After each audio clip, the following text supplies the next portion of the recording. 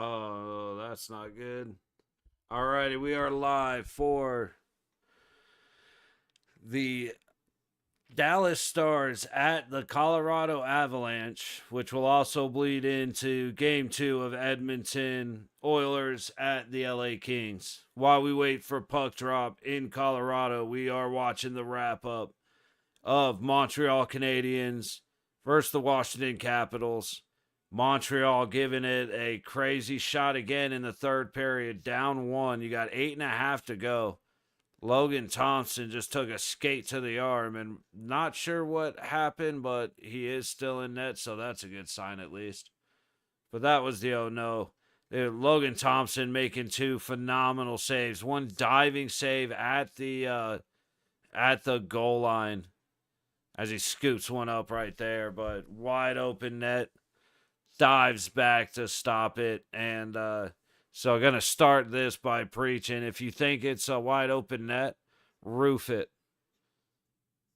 Don't put it in the one place where the goaltender can make a miracle move back. He goes high on that, and he had the time to do it. No problem. But that's what it is. 8:09 to go in the third in Washington. Yeah, while they are going right there, let me get this other game up.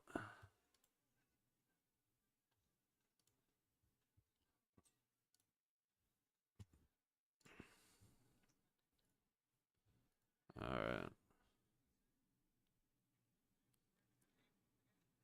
Puck down behind Montembeau.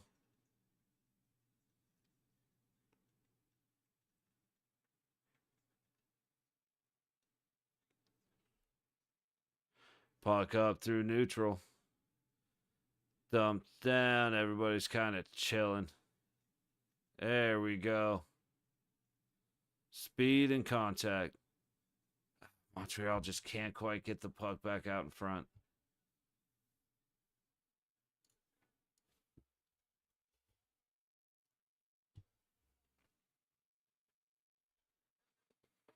Down into the corner. Montreal still fighting in the capital zone. To the high point. Its body's out front. Right up the gut. Caulfield gets it out in front of the net, but another body stops the puck. Montreal has figured it out in the third enough to at least come in with 10 shots, which is more than they're almost equal in the first two periods. But they just cannot beat Logan Thompson, who has been magnificent in the third period.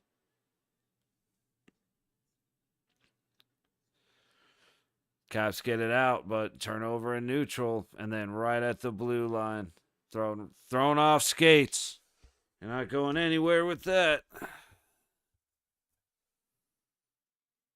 Into the zone.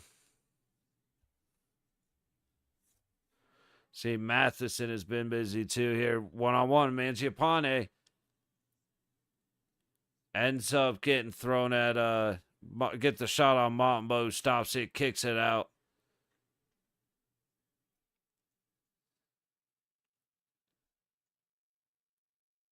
Matheson kicks it back. Carrier up. Evans over. And losing the puck as they enter the zone. Just a little bobbly on these passes. Oh, they're in.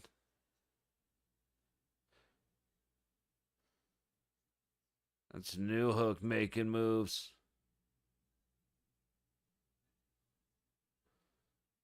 High point. Good move. Montreal in. And it goes wide. I got to know who that was. Hudson just put a move on Leonard that shook him out of his jock. Oh, no kidding. Landeskog's back. Oh, this is going to get exciting. Man, I hope he has a fantastic series. Just beat Dallas. We'll be good. Take it from there. Low point, trying to get it deep. Puck glued to the low wall. Montreal gets it in neutral. In down low. Gallagher just making moves, dude. Matheson to the high point. Looking shot. Puck bounces. And Logan Thompson makes another fantastic save.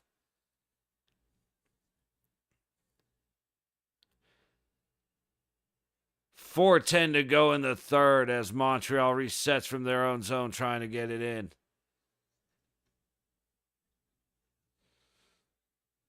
Puck up the high wall. Oh, Montreal barely wins the foot race. I think that was Radish just storming up the ice. Montreal keeps it in. Cap struggling to get it out a lot of the time. Big shot hits a body. Another shot hits LT's glove. Oh, how is that? I thought that would be a penalty. Caulfield just got dumped with what looked like a stick to the face. I kind of want to, I just want to see what happened right there. I won't make any judgment yet. Montreal gets it out, but it's going right back in.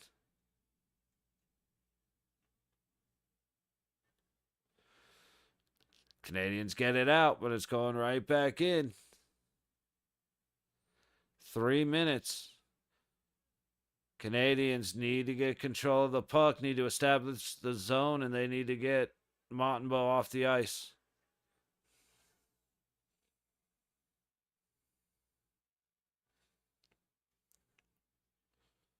Ooh, they got the zone. Storming up the middle and a big save, LT. Mangiapane gets it up the low wall. Here comes Eller storming in with help. Backhand, and Montembeault's going to cover it up. Again, as soon as we're looking at it now for Montreal. Dude, what a save, LT, my boy. I still like Aiden Hill, but damn it, they made the wrong pick.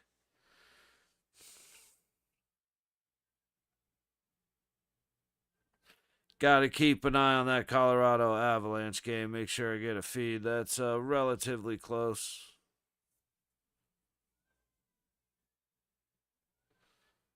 Let's go to overtime, Habs. Come on.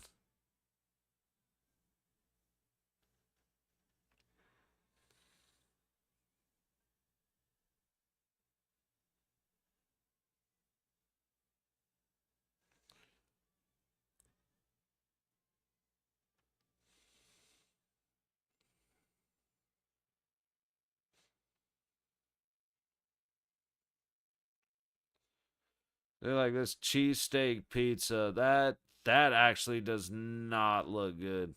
I'm sorry, just unless I'm on one of the filters on my monitor where the colors are muted. Nope.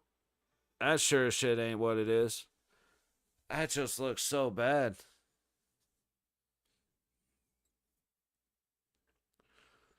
It's like the one time where they're like, no, no, no, use the actual pizza, and everybody's like, you sure? Dude, the return of Landeskog.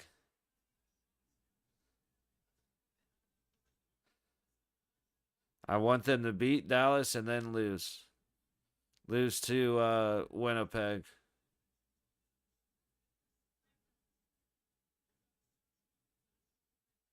So that way we don't have to face Colorado. But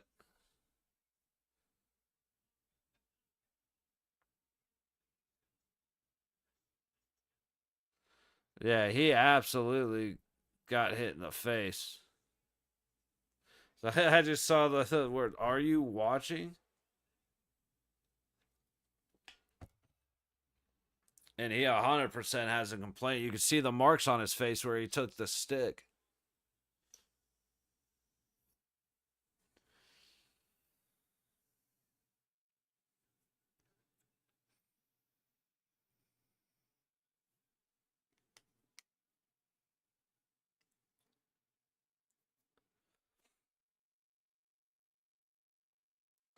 Capitals win it in the Canadian zone.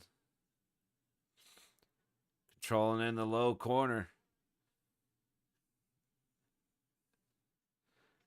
Montreal needs to hurry, and Caps are doing a good job just locking them on the wall. Here we go.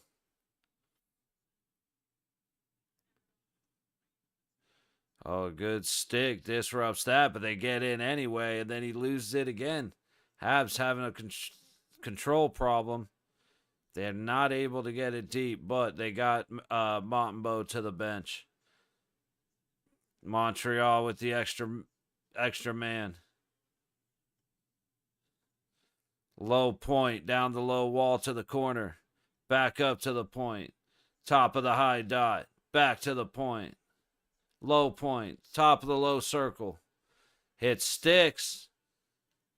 And it was enough to not let him get a shot on net. But with a minute 20 left, Canadians resetting. Caulfield in. Gets the puck all the way back and around.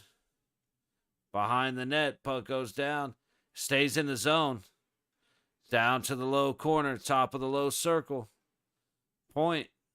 Down to the low dot. Big shot. Big save, Logan Thompson. Puck goes all the way down. No, it does not. The cameraman got fooled. Canadians still controlling. 50 seconds. Low dot. From the middle. Stopped out front. It just goes wide. Montreal keeps it in, but not for long. They have to reset. 35 seconds on the clock. Cross the red, into the zone. Trying to get it down the low wall. Trying to swing it around. Carlson's there waiting. Caps don't quite get it out yet. And there they do now. And it slowly does not get down to icing. 10 seconds. Not happening. Stopped up high. And as the clock runs out, Caps are going to bury it. What up, Jesus? How you doing, man?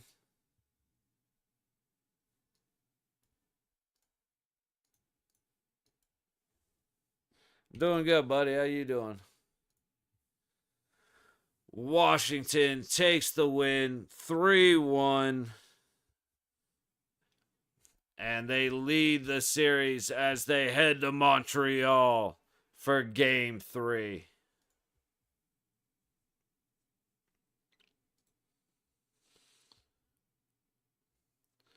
All right. Looks like this is going to be the feed for tonight.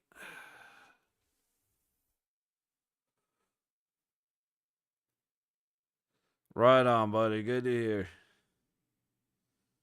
So, that game with the face-off is over. Capitals win 3-1. And now we get ready for actually two of the game. I wasn't expecting to want to really enjoy watching Edmonton, LA. It was just on the back screen or second screen. It got to be like 5-1 or 4-1 or whatever. And so I just kind of had it up. And then third period comes around. All of a sudden, the Oilers decide they want to play some hockey. Go from 5-2 to 5-5. And then with 40-something seconds left, LA flubs a shot that just freezes everybody, including Skinner. And it goes in the net. Unbelievable finish to that game. So now I'm not really excited for the first 50 minutes of Edmonton, LA, but I'm excited for the last 10. And now Colorado doing their pregame. Dude, that's one thing. Nobody does the pregame show like Vegas. And I wish they put more effort into the playoff pregame. But it's very similar to the regular season pregame. So they have the Knight come out and fight the guy in the cloak that represents he has the other team's flag. And they 3D map the arena to have a big show. And then after the Knight defeats him, the Knight fights a dragon. And then they light up the dragon, the new dragon that's on the castle. And just have it blowing smoke with the red eyes and stuff. It is sick. And then they do the sound, the noise for when they're bringing out everybody.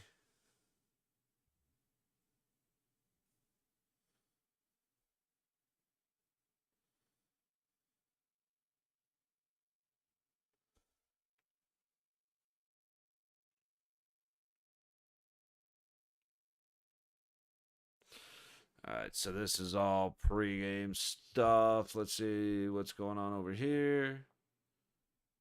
Commercial. Let's see what's going on over here. Commercial. Third time's the charm. 8.5 minutes. That can't be right, right? I mean, they're doing the pre-show, but 8.5 minutes.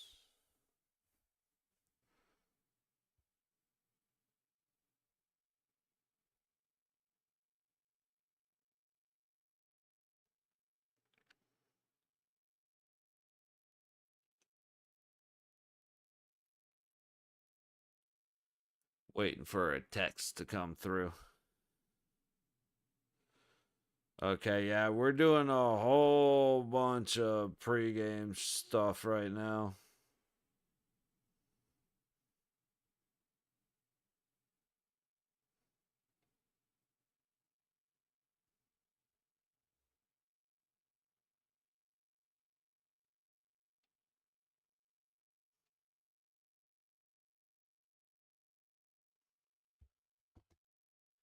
Tell you what, I'm going to do a quick 5-minute timer. And I'll be back in a couple of minutes. I'm going to get some things done. I didn't realize puck drop was so far away. So I'll be back in a few minutes. Oh. Forgot to switch that up.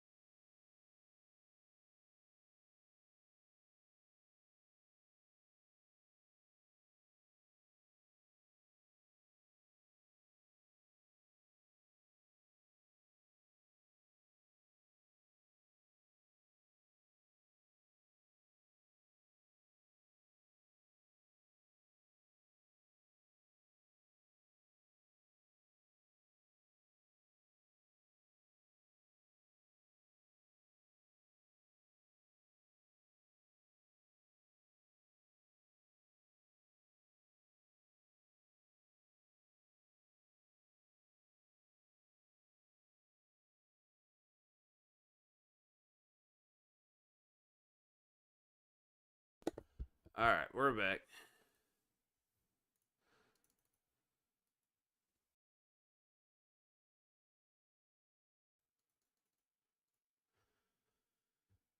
All righty, they are doing their anthem. While they get that done, we can go ahead and get rid of the score from the first game. Washington winning it 3-1, burying the open netter with .7 to go in the game. Putting a cap on it, Logan Thompson was phenomenal in the third period. I mean, diving saves, very good glove saves, very, like, just ready. You know, a lot of really good position hockey, and then a lot of, oh crap, I need to save myself goaltending, which he did. Shout out to him.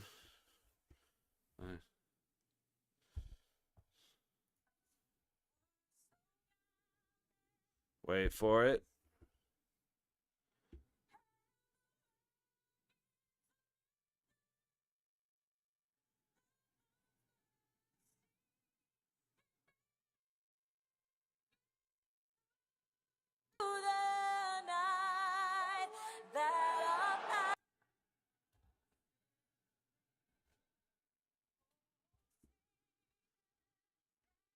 Star Spangled yeah,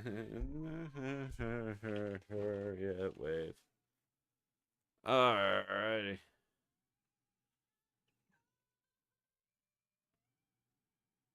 She hit that. Shout out.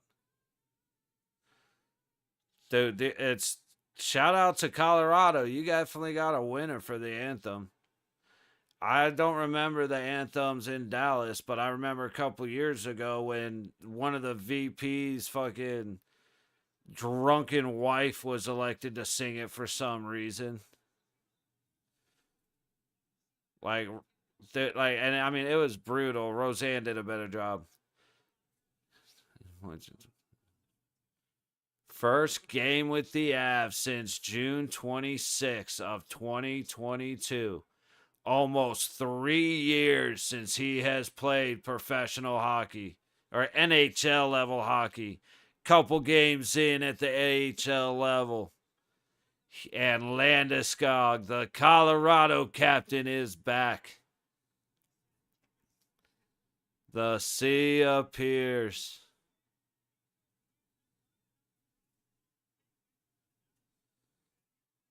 No kidding. And at the face-off circle, it's Mikko Rantanen with Landeskog. And he got offsides right off the bat, but that's just wild. Like I said, it's Colorado beat Dallas and then do whatever you want to do. But it is cool to see Landeskog back. Again, nothing but respect for the guy, nothing but respect for what he's been through and the fact that he's been able to make it back. Crowd going nuts every time he touches the puck. Gotta love it. Great defensive play. Comes from behind and just checks dude right off the puck. Fantastic first shift for the captain.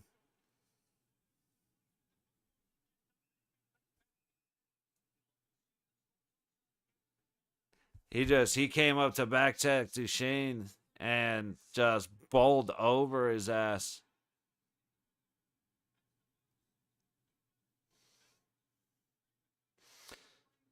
Oh no, that was Rantanen. I thought it was 95, but that's Mikko Rantanen getting bulldozed by Landeskog.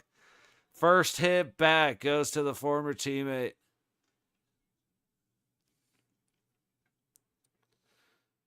Puck gets to the net. Colorado gets it out, headed back the other way. Trying to feed the pass to Nichushkin, doesn't get through. Lankinen going to the low corner. No connection down low.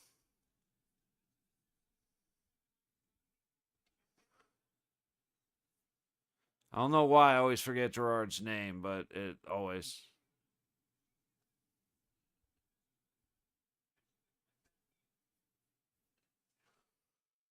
27 Druid.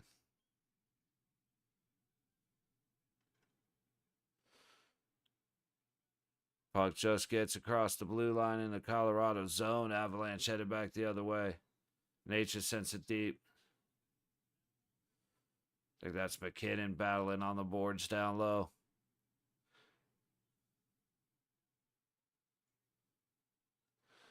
Stars get it out. No icing. Sagan goes down to finish the hit. McKinnon gets it back behind his own net, gets it up the high wall. Marchman's going to take a run at, I think that was Nature's.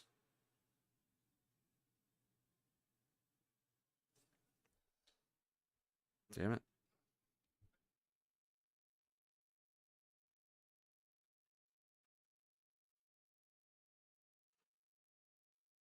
Puck into the Colorado zone. What are we getting? A penalty?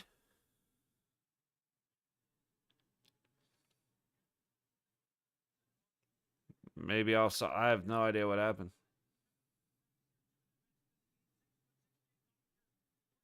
Face off in neutral. I'm guessing an offside. It either hit someone on the bench or it was an offside.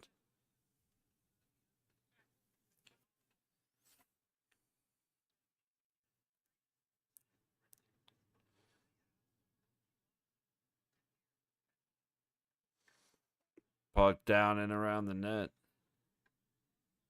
Puck goes off of Blackwood. Stuffed up front. Dallas cannot get it through. Rantanen down low looking for a place. Gets it to the low point. Dumped right back down. Battle in the low corner of the Colorado zone. And Blackwood's going to make a save. Damn, dude. Every time I look down for half a second, it's an amazing play.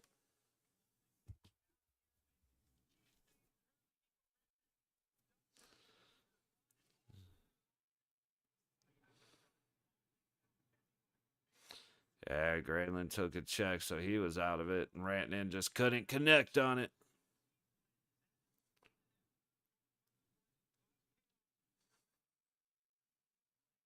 Face off to the left of Blackwood.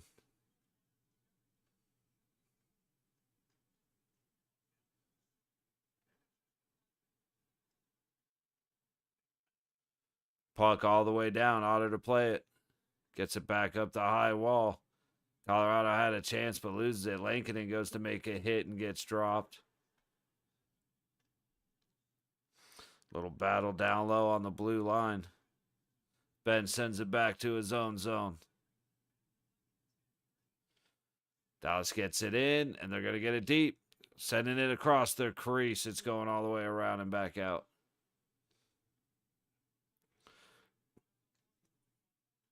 Across the red. Dallas gets it in, and Colorado sends it right back. Stars behind Ottinger. 4 minutes gone in the first. 3 shots in the game, all of them belonging to Dallas. And the Stars ice the puck.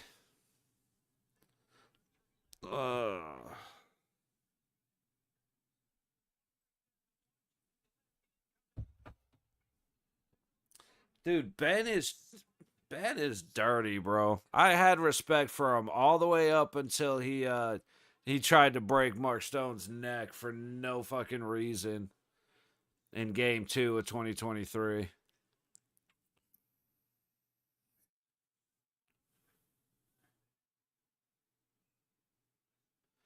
Icing this time on Colorado.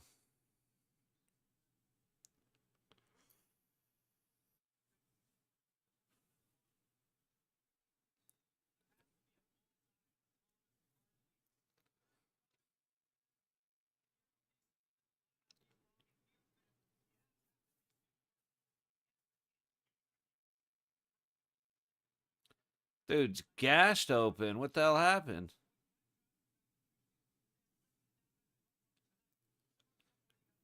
Oh, it was that Lankinen?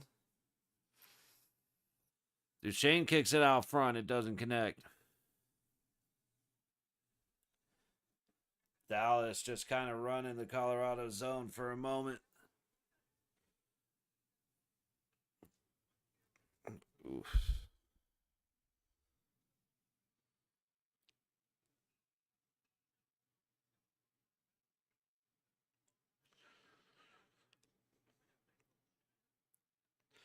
I think that's what they were showing. Well, let's see.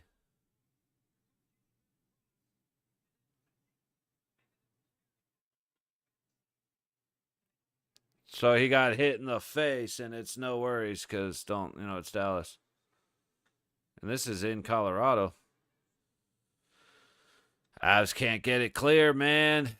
You guys were doing so well for so long, but now Dallas is getting the jump on them. Big shot from the center, breaks his stick. That was Rope Hintz just trying to launch one and breaking the wood. McKinnon at the red line. Pitches it ahead. Low dot. McKinnon circling back. Tries to throw it at the net, save Otter, and he's going to cover it up. 14:51 to go in the first. Shots are finally 1. Dallas.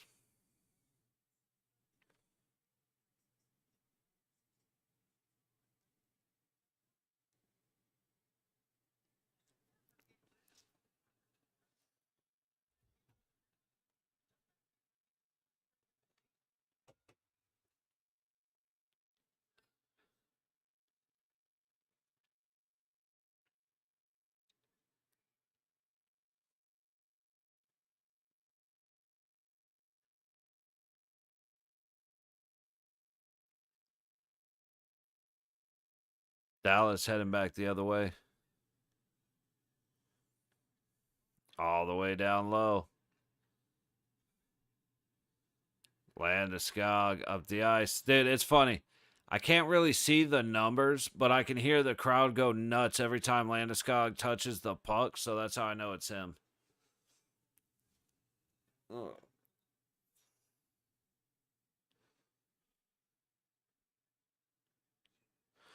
All the way back for Colorado icing.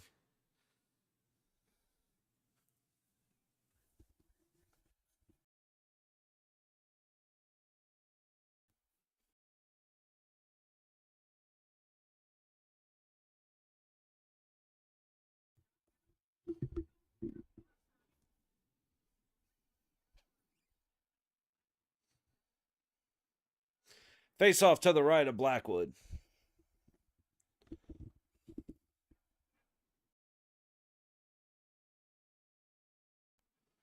Colorado wins it. Looking, he's going to go the high road, but Dallas gets it right back. Right back on side. Ben going deep after making the play. Puck up to the low point. Shot's going to rebound right back out. Colorado gets it deep going into the wall. Stars headed back the other way. Dallas is struggling.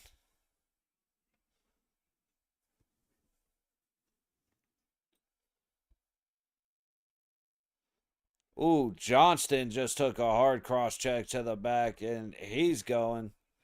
Oh, you're going, dude. Lindgren knew he was going because as soon as the whistle blew, he turned around and put his head back like he knew it was him.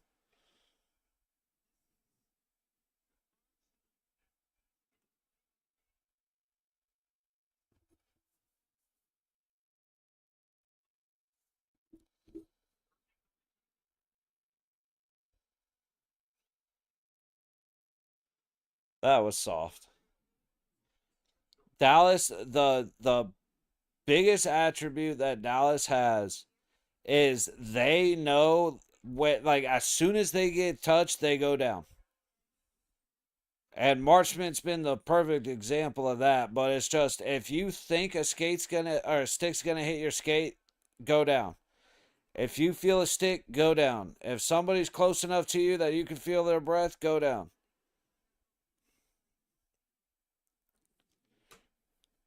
And anybody could say what they want about it, and it's like, oh, that's part of it, drawing penalties. It's like, no, it is flat out flopping.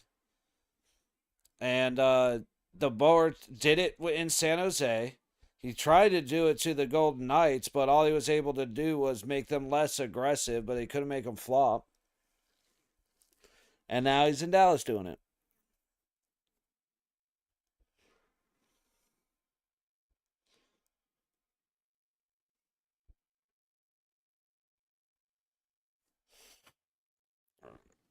Let me see real quick if this is still the feed to stay with.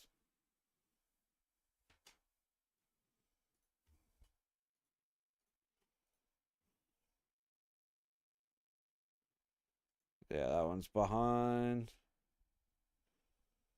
I think that one's way behind, but we'll have to see.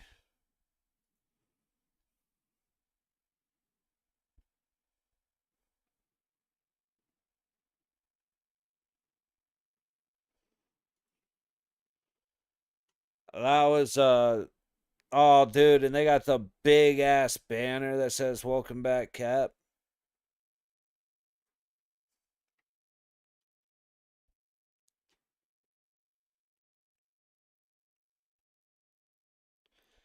That's big, man. That's big.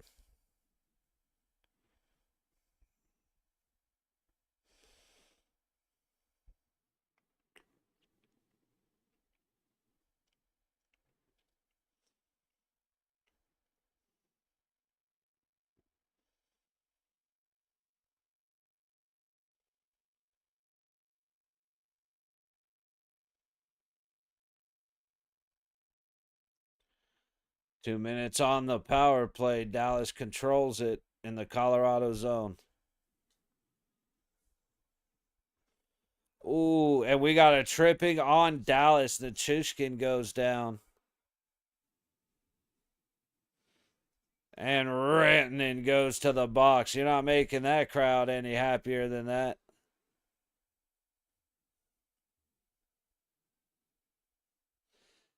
And the power play instantly goes to a 4-on-4.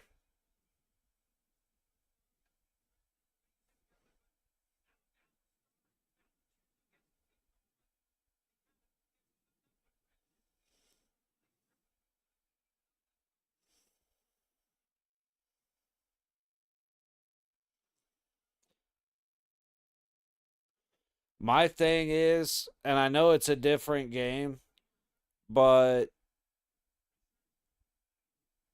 they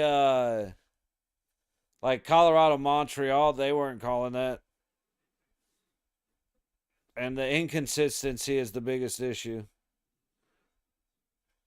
Okay, this feed's still quite a bit behind, I guess. Yeah, let me see if I find another one that's a little closer.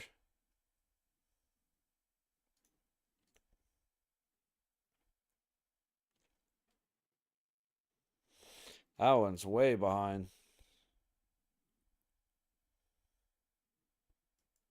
Yep, nope, this is the best I got. So it'll work. About 15 seconds of game time behind. Dallas getting it out of their zone. Minute 10 left on the 4-on-4. This is kind of where Colorado shines because you got a lot of fast skaters that can move in space.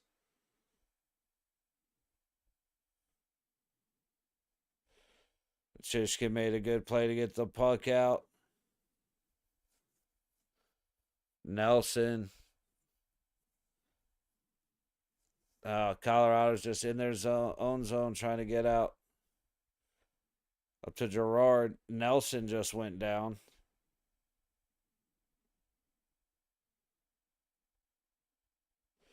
Gerard up to the high point, leaves it back. Nichushkin cutting up the gut. Good defense by Dallas. And Colorado scores. Nichushkin just cut up everybody. I was completely silent on that. That's my bad. That's on me. Man. What a just making moves up the low side.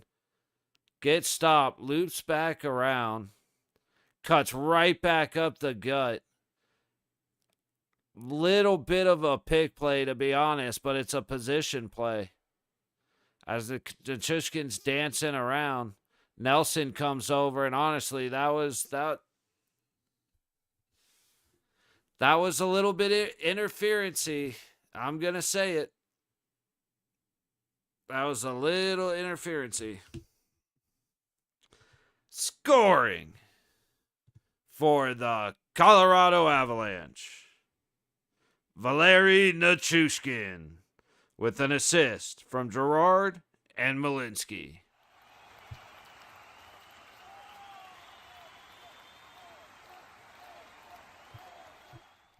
And that was a 4-on-4 goal. Let's get back over to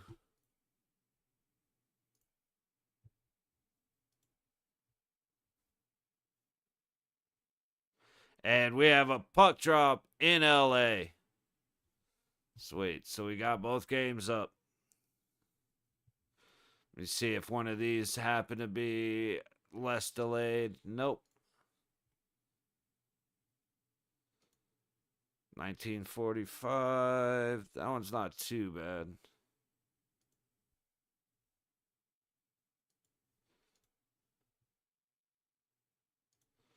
All right, we'll watch this guy. All right, we will have the feed up for Edmonton, LA in just a minute here.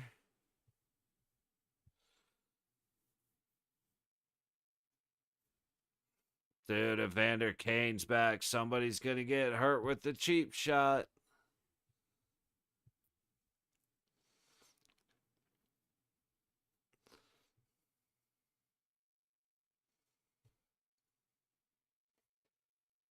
Kane is like Rempy style dirty. That dude is a curse to hockey because he has no qualms about breaking people's knees.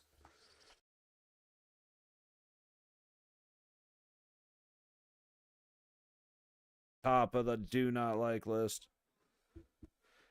Punching Colasar while he was locked up on the ground a couple years ago. Cross-checked Pietrangelo in the face with no consequence. Like, yeah, not a fan.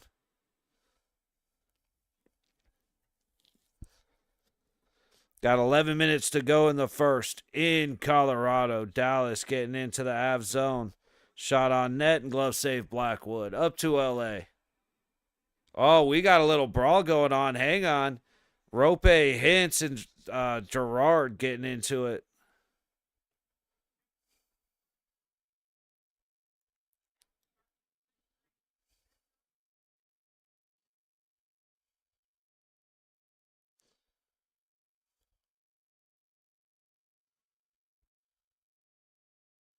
Skinner playing the puck from behind his net. Oilers trying to get out of their own zone.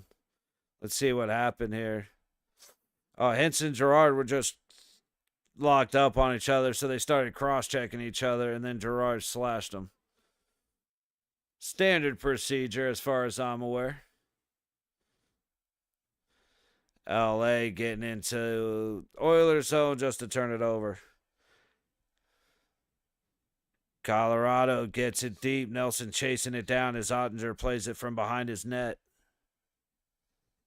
Colorado ends up with it, coming around the low board, leaves it back as he gets absolutely crunched. I mean, shot misses the net. That looked a little on the numbers to me, but I gotta go back and see a replay of that because it looked to me like it was a boarding.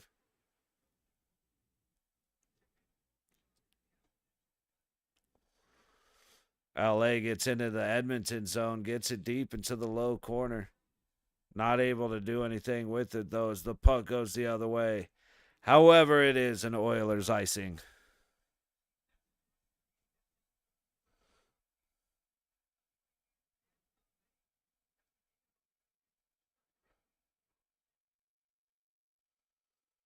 Are they really trying to show off Evander Kane with that hit? Puck makes its way to the low point. Shot. Blackwood fights it off to the high wall. Avs can't get it out of the zone, though. Nichushkin in the battle.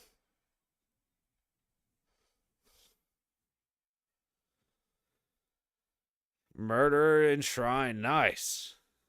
Nice. What's up, buddy? How you doing? How is your, what's today? Wednesday night going? Puck ends up frozen in the low corner. Commercial break in Colorado. I said it earlier, say it again. Landeskog looks good, man. It's good to see him back. It's good to see him healthy. He's moving like he's healthy. Alrighty, up to LA. Kings dump it in. Oilers get it right back out. A lot of back and forth there. I'm doing good. Thank you for asking. Glad to hear you are as well. It's man, it's playoff hockey season. I couldn't be happier.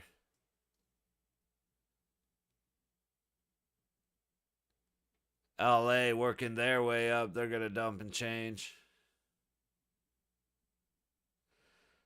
Seem to be doing well. Hey, for what I've got, I'm all right.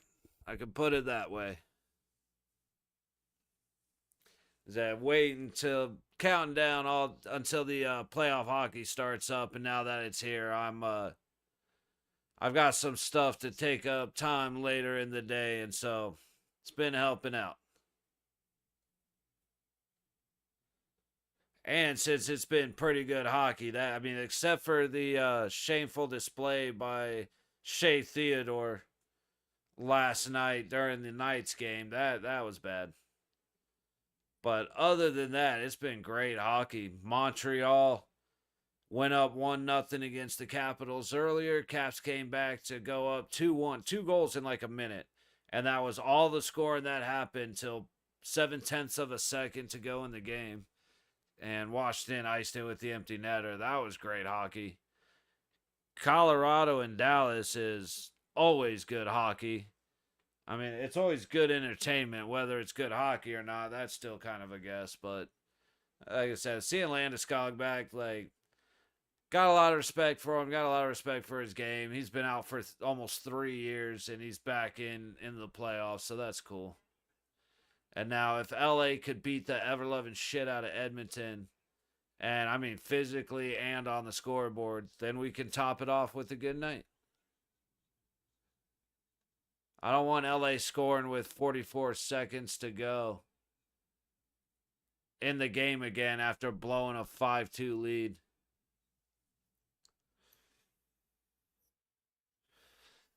In Colorado, we got 9:47 to go in the first. Shots are 6-3 Dallas. Avs up 1-0. Meanwhile, 5 1/4 gone in LA. Shots are 2 apiece. No score as of yet.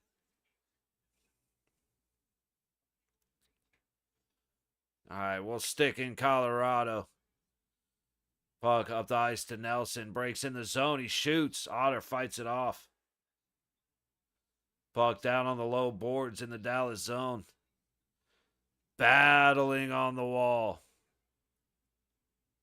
It's frozen. Either blow it dead or tell him to play it. Let's go. Blow it dead. And they finally blow it dead. So back up to LA, where Edmonton from behind their own net. Waiting for the change, and here we go. McDavid like a rocket cutting up the center. Gives a shoulder to Doughty. I guarantee you Doughty will remember that. And LA gets the puck back out. A lot of tennis hockey up there. Just boom, boom, boom, boom. Limited chances, and now it looks like we have an offsides on Edmonton. Meanwhile, in Colorado, 9:19 to go in the first period. Shot 7-3 Dallas. Face off to the right of Ottinger.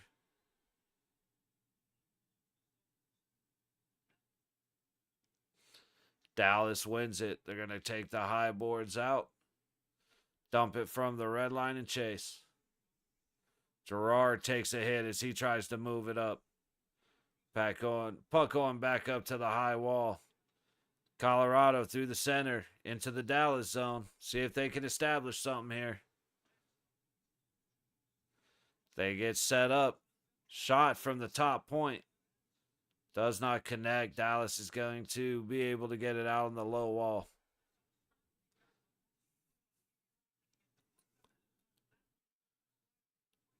Girard from his own zone. Pitches it up forward. McKinnon. Big mistake. Big shot Rantanen, but a huge stick by Taves.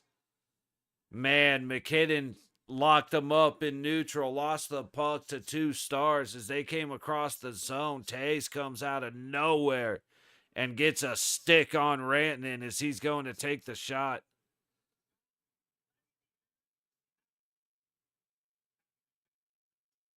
Never mind. I retract that previous statement. Rantanen whiffed on the shot, so it barely made it to Blackwood's pad. Dallas into the Colorado zone. Puck goes all the way up. Natchez out.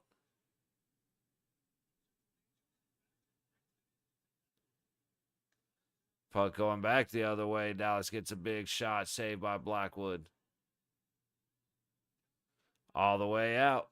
Man, this game's turning into a real back and forth. Less than 8 minutes to go in the first. Shots are 9-3 Dallas. Puck just will not stay in either zone. However, Colorado can't find their way to Ottinger.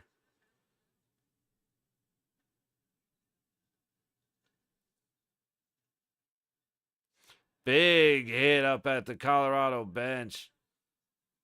I think that was the Donoff getting plastered to the wall.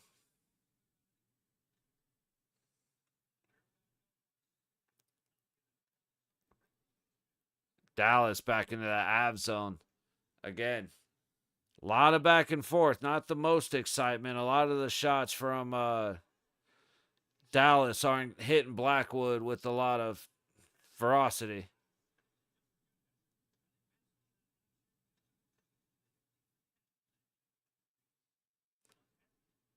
Oh, tell me Evander Kane's going to the box already. Dude's got no business still playing in the NHL. So there's about 5 guys in total that I say that about. Oh, what the? Oh, yeah. Oh, yeah. Boarding on Clark. Fuck that guy, dude. And he's sitting there acting like he did nothing wrong.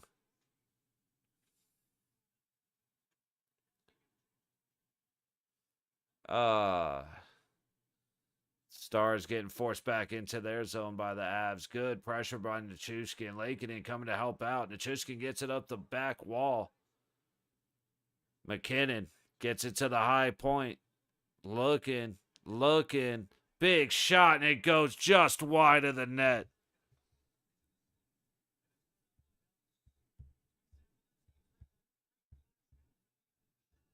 Molinsky, I just don't know him, but man, he's got a shot on him, that's for sure. A little bit of chaos in front of Skinner during the LA power play.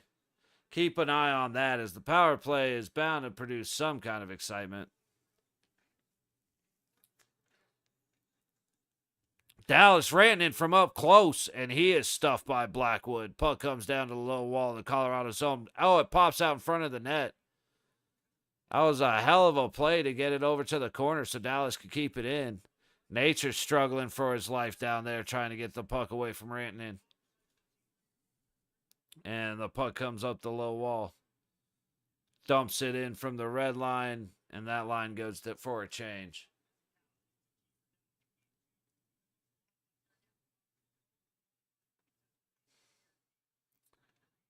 Dallas trying to get it out from behind Blackwood. They do. Up to the high point, low point. Dumps it down. Coyle giving it hell to Rantanen.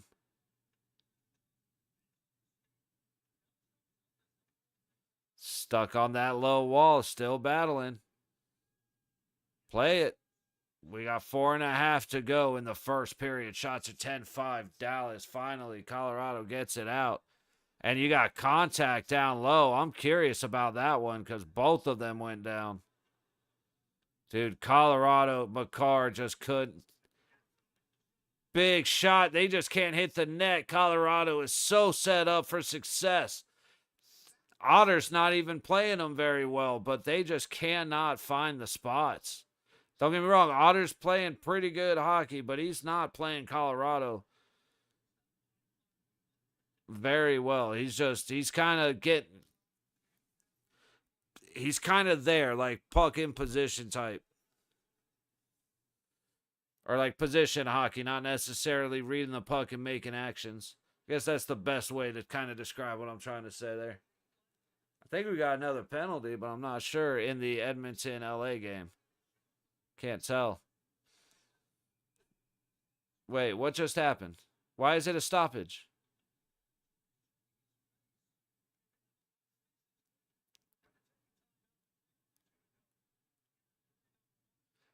We might have a Colorado power play here. We're on commercial, so we'll find out shortly. Meanwhile, 20 seconds on the LA power play. Maybe one shot. They're only up to 3 shots. Oilers have 4. That's a big one, though, as LA storms down the low wall, pitches it to the front of the net, and buries it.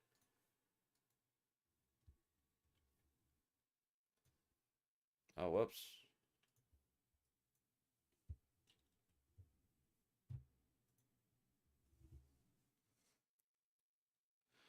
I mean, that was from right in front of Kemper, storming up that low wall, tossing it out in front, and again, just Clark burying the tip. Fogle with an incredible pass. That was awesome. Scoring for the Los Angeles Kings, Brant Clark with a power play goal.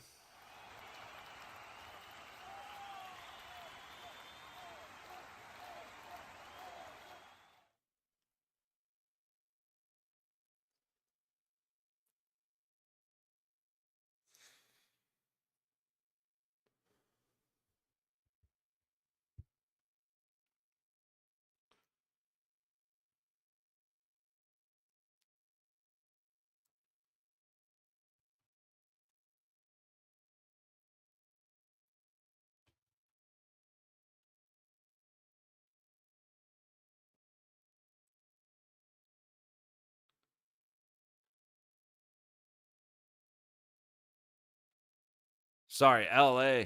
I just realized how quiet I was being. LA gets out of their own zone. Byfield's going to dump it deep.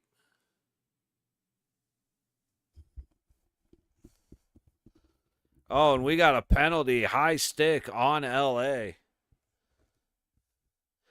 Kulak gets whacked on the left side of the face. And we are now going to an Oilers 2-minute. Well, I think 2-minute. I didn't see blood.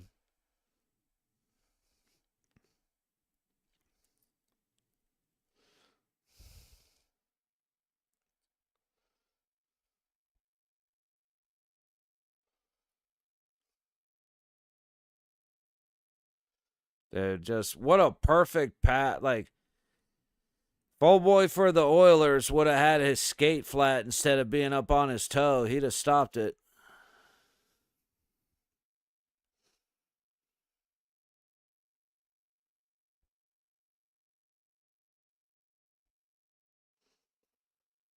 (10-10) to go in the first in LA. Shots are 5-4 Oilers. Kings winning it 1-0. 2-minute power play starts now for Edmonton. Meanwhile, down in Colorado, oh, never mind. I thought I only saw 4 guys. He blended in like camouflage.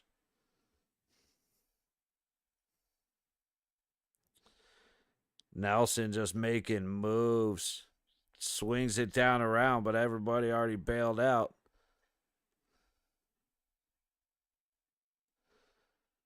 See, LA gets it out. We'll check back once the Oilers reestablish. And they do.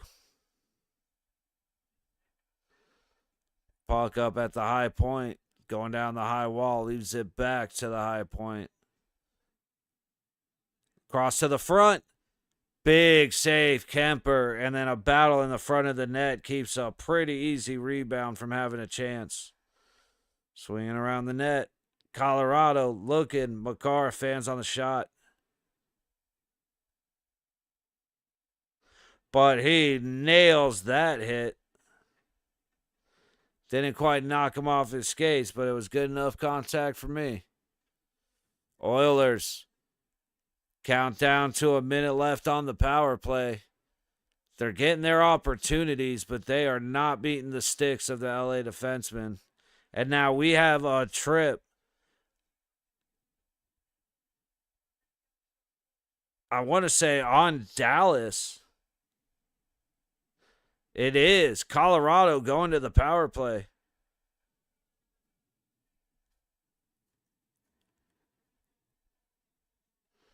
Let's see. Absolutely. He pokes the skate out.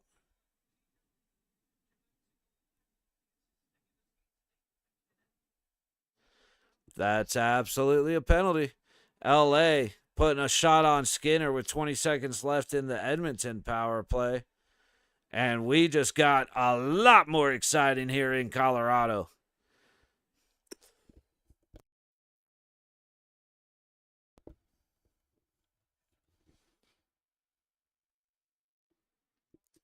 And LA, King's penalty kill saves the day momentarily. Meanwhile, Dallas gets it cleared all the way back down to Blackwood.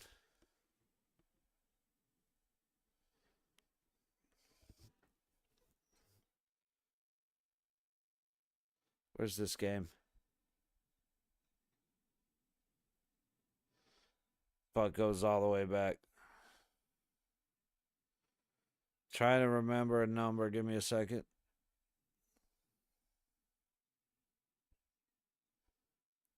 I already forgot which number I was trying to look up. Anyway.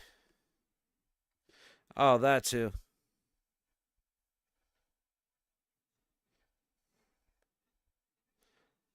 Big shot from Natchez down on the baseline. Okay, I thought it was Makar. It is Makar that I was looking at. Makar from the low point gets it up to the high wall. Couple little moves back to Makar. He gets it to the top of the low circle. McKinnon back to Makar. Looking, he shoots. Misses the net. Had Natchez right there on the side. McKinnon trying to get it centered to Lankinen. Doesn't connect through the sticks of the Stars. 40 seconds to go on the power play. McKinnon down low to the baseline. Natchez across.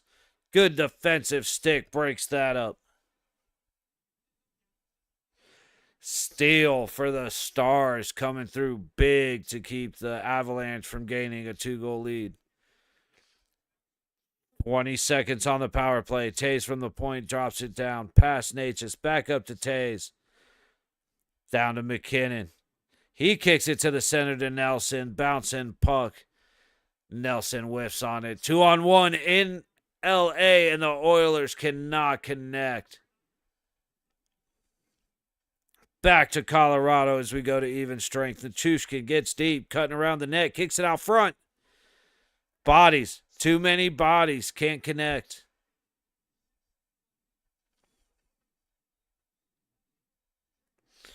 Tays at the low point. Misses the net. And we are at intermission for Colorado. I didn't realize we were at intermission. Holy cow. That last minute and a half or so got real exciting. So we will go up to LA. I guess down to LA.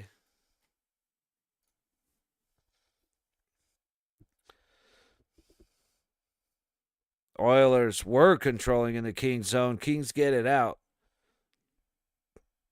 All the way down with no icing. Oilers reset from... Oh, excuse me. Oilers dump it deep.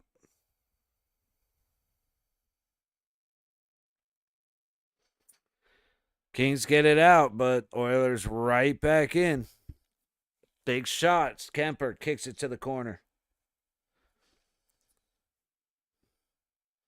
Puck to the low wall. Oilers still have it. Kings finally. Byfield loses the puck as he goes to make a pass, but it ends up working out as Kempe comes in and gets a shot just wide of the net. LA. Oh, shit. Sorry. Oh.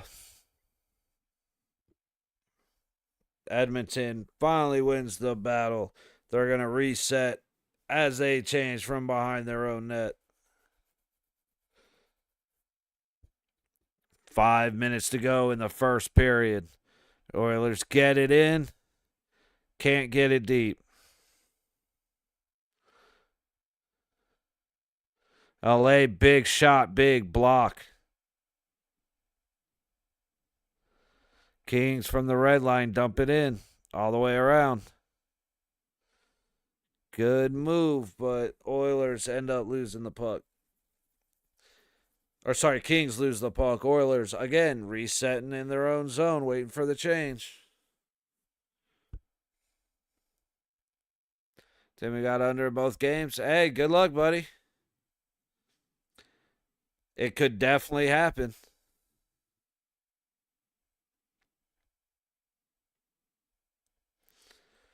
Kings across the red line, dumping it deep. On the low wall, can't get it through. Oilers back across the red line into the Kings zone. Kings go back the other way, but lose it at the red line. Dude, this is sloppy. Dude, I can't stop yawning. But this is just very sloppy hockey. Definitely prefer the Stars in the Avalanche.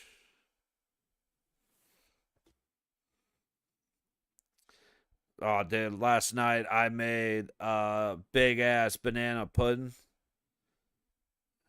And it's been sitting in the fridge just soaking up all the goodiness, making the wafers nice and soft. I am so looking forward to eating it. Probably be able to have some tonight. There's a reason I made it, so it just depends on tonight or tomorrow.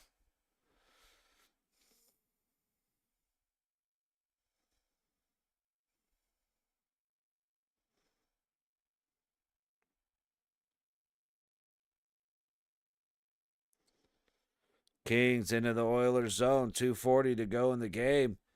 A little move out front. Can't connect, but a shot from the low dot, and that misses.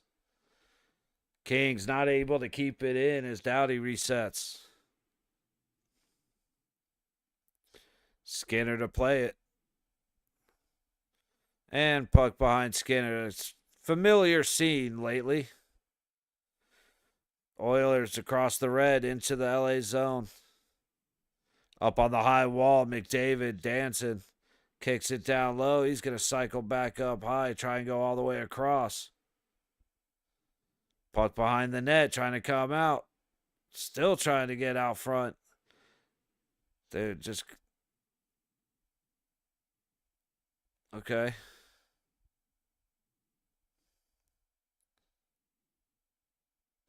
Got done. Dallas money line. Am I cooked?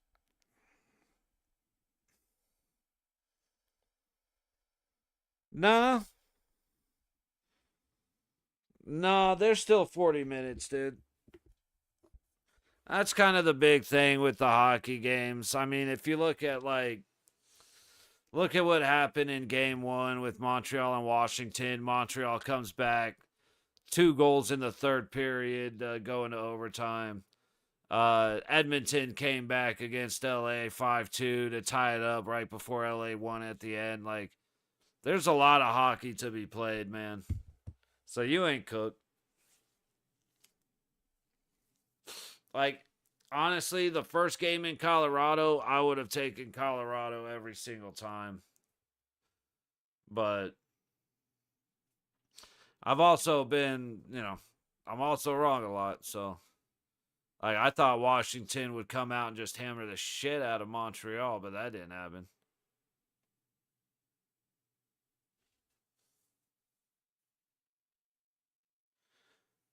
But nah, Caesar, you should be good. Or I'll say this. I won't say you should be good. I will say I don't think you're cooked.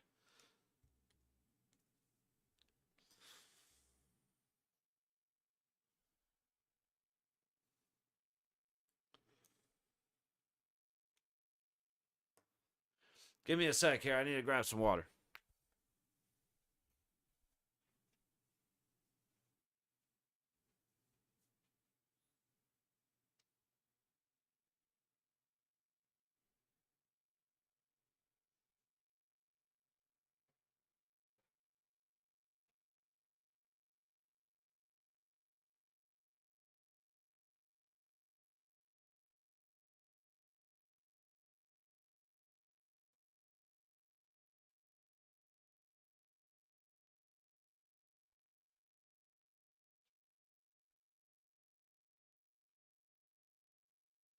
Ugh. Exactly. Wow.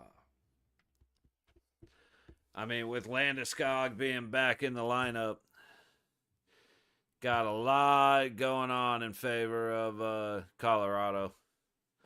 So Byfield is in the box. I missed what happened.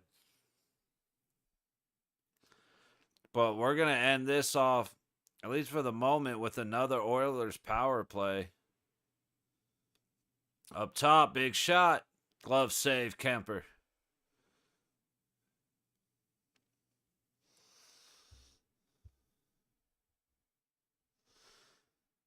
Ten minutes to go on the Colorado-Dallas overtime. There will be a point I step away for a little bit. I just don't know what point that is.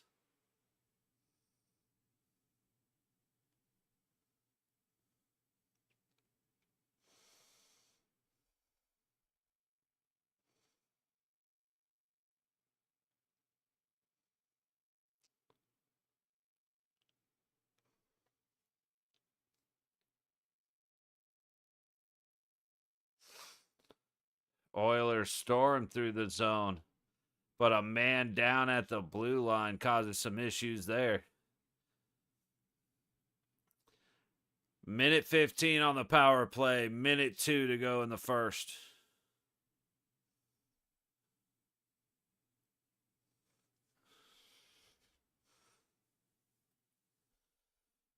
Oilers controlling. But LA putting up a good fight in the high corner. 45 seconds on the period. Gets the puck over to McDavid. He's on the low dot. He kicks it back up high. High point. Right up the middle. High point. Puck goes up and out of play.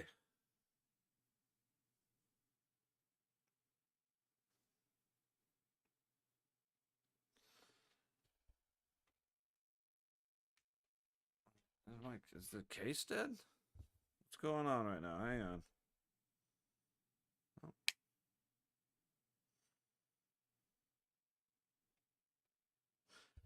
We're good. Somebody tell Skinner 70's point called. They want the mustache back. Hey, you're right, but respect the stash.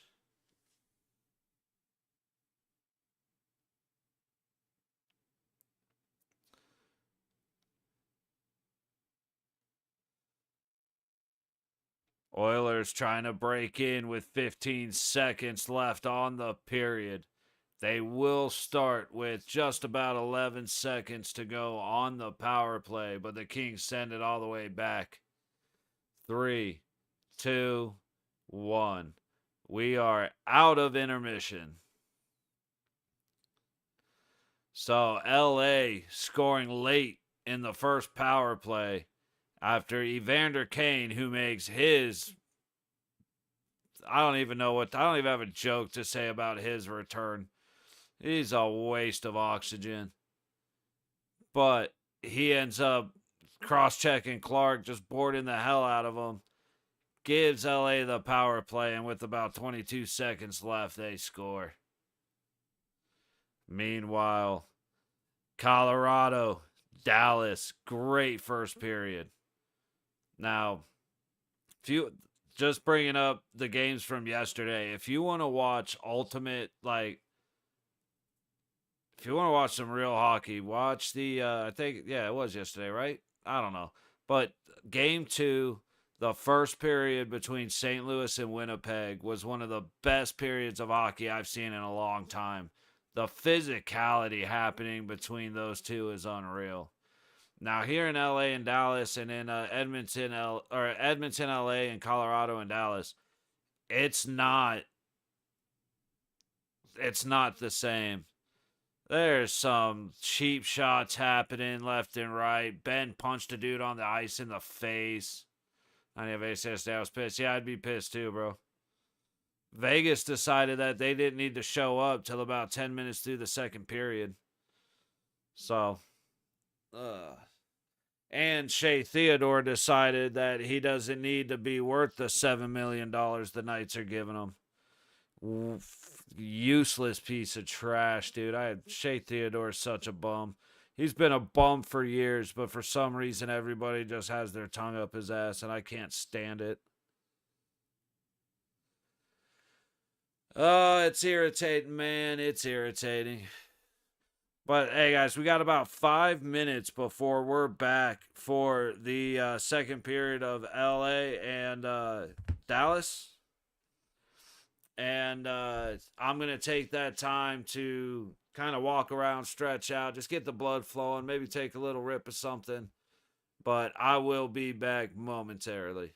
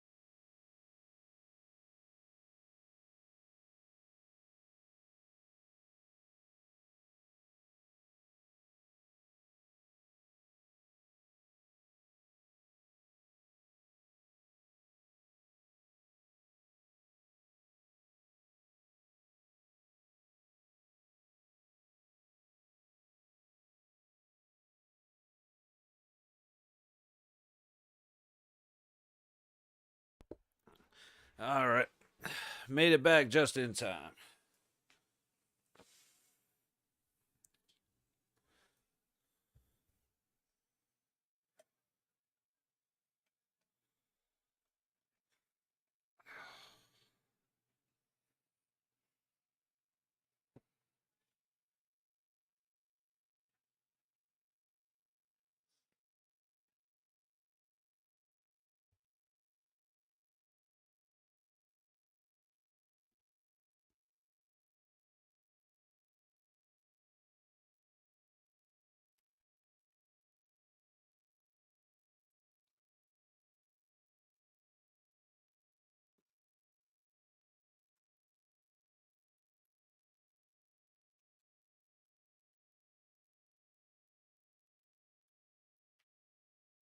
I don't know if it's dead because there's nothing in it or if it's the battery. So hopefully it's just the battery.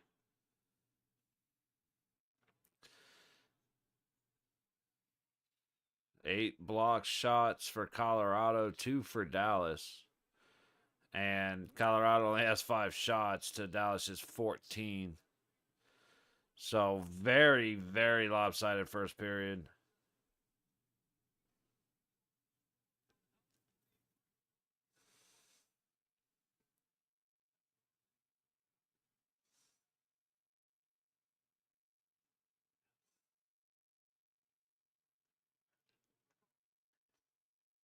McKinnon across the blue line.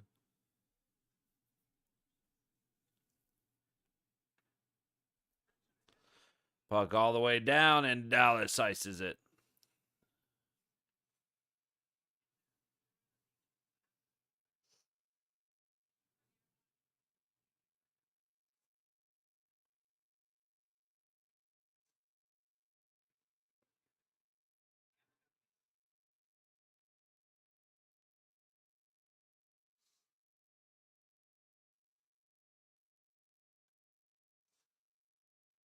Total chaos.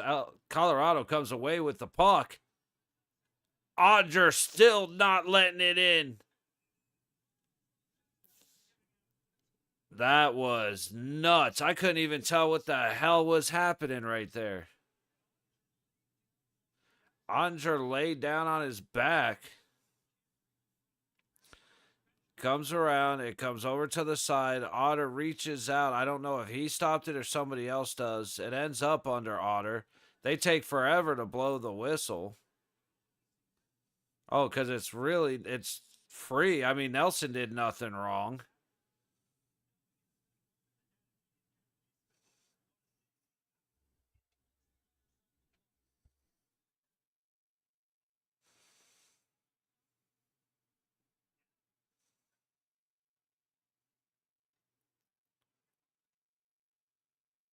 Dallas gets it out of their own zone. Dumps it deep.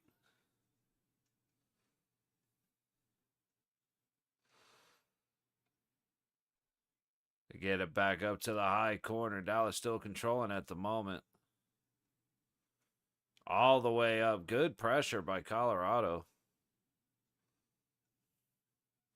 Great job right there by Lankinen controlling the stick of Ben.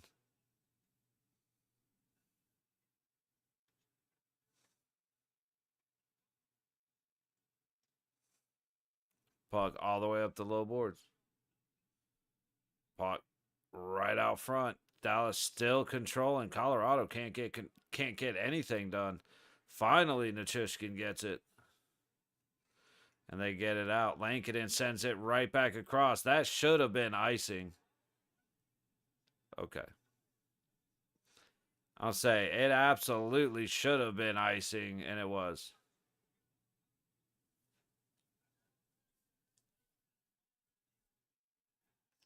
Wait, what? Oh, they're getting a 6-man? No shit. I thought it was just offsides. 1, 2, 3, 4, 5, 6.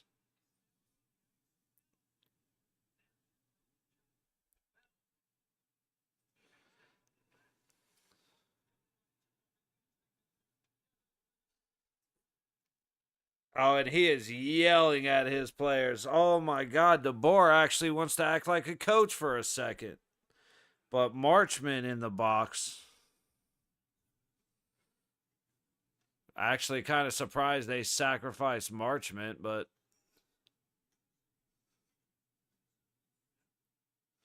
puck all the way back. Colorado resetting McCarr behind Blackwood. Up to McKinnon. He's going to circle and head back. And he's in. Leaves it back. It goes to McCarr at the point. All the way around. A good Dallas stick. Disrupts the pass, though. Right back out and all the way down. 45 seconds gone on the power play.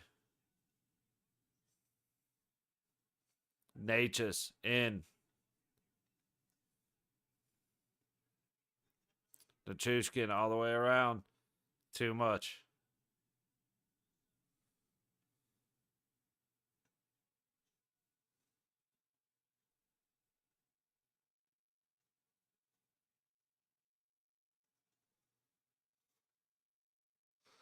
Colorado. High point. High circle. High point. 40 seconds on the power play. Shot gets deflected out high, and it's out of the zone. Colorado's right back in, though. Trying to get it up to Coyle. Again, good sticks.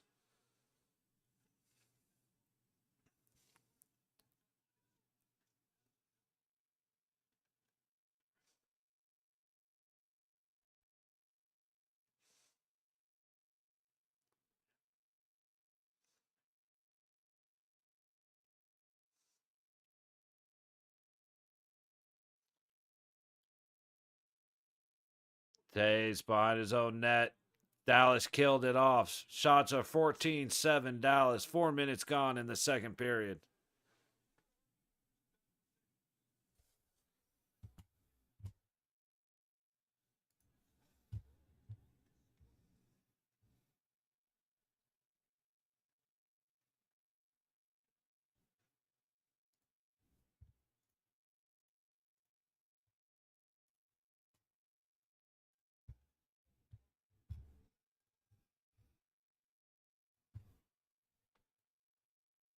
Puck hits by Colorado. Sorry, trying to adjust, getting ready for the return of Edmonton, LA.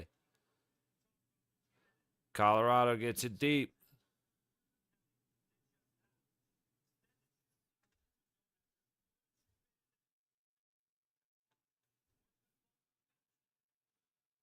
Uh-oh. Otter, and O'Connor misses the net. And then gets taken down. No call there. Eventually, the puck ends up in Otter's lap.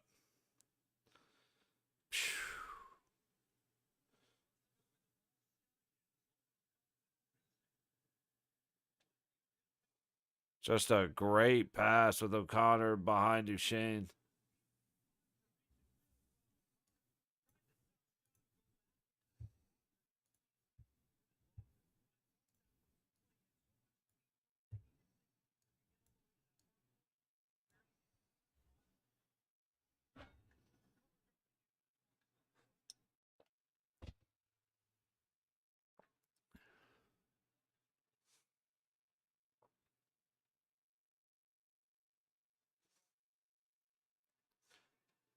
Dude, Colorado's just looking really good, but they are just off looking fantastic.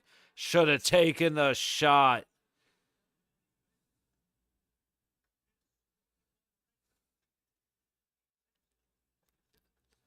McKinnon gets it to the high corner. And Colorado gets into the Dallas zone. Rushes up, takes a quick shot. That goes over the net.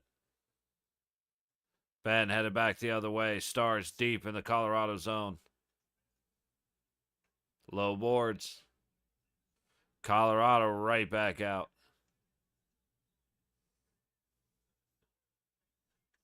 Big hit down low.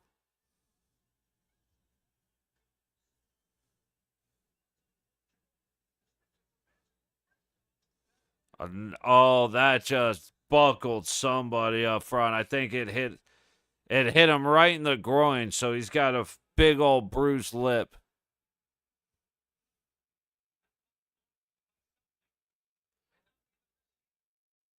Bischel.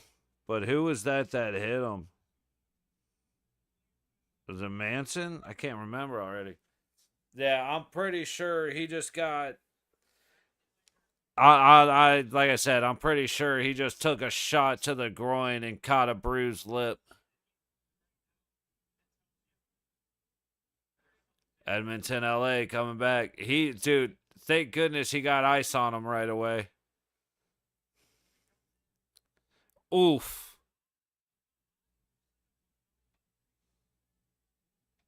Dude, that's close enough to the nut sack where that's considered the nuts. I mean, he's going to be pulling his left nut out of his chest cavity.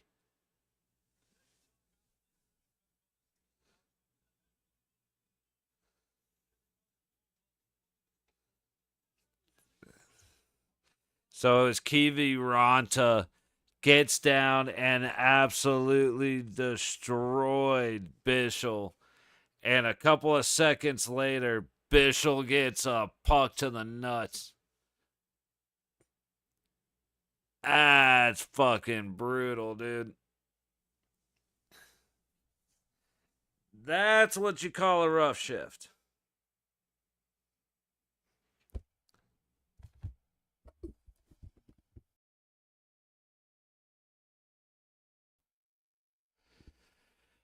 Oilers out of their own zone, moving across neutral. Dude. Guy was afraid of contact. And then now we've got a delayed offsides, LA with plenty of time.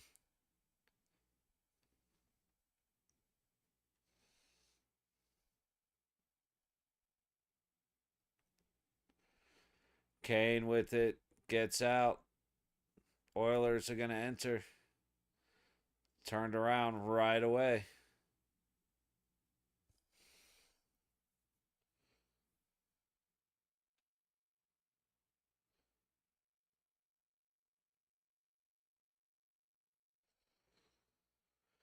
Icing Oilers. Just not a lot of excitement happening up there right now. Start of the second period.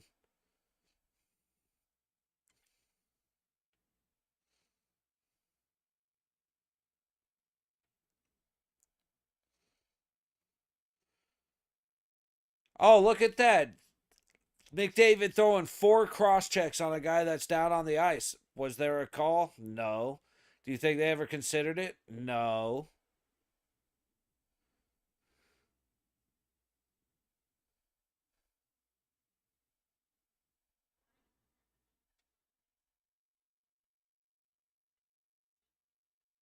Big contact up high between Kane and Byfield. Byfield gets the better of him. All right, we're back. 13 and a half to go in the second in Colorado. Again, shots 15-9 Dallas. On paper, Colorado is. Colorado has 8 blocked shots to add to those 15 on goal.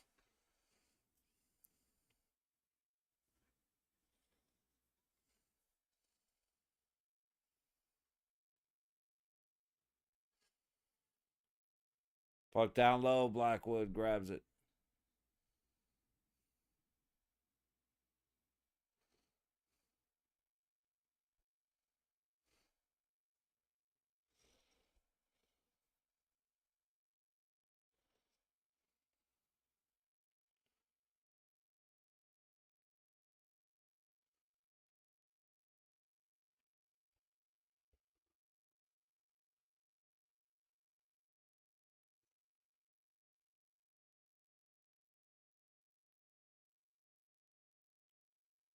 Colorado couldn't get it out. Dallas going to maintain the zone.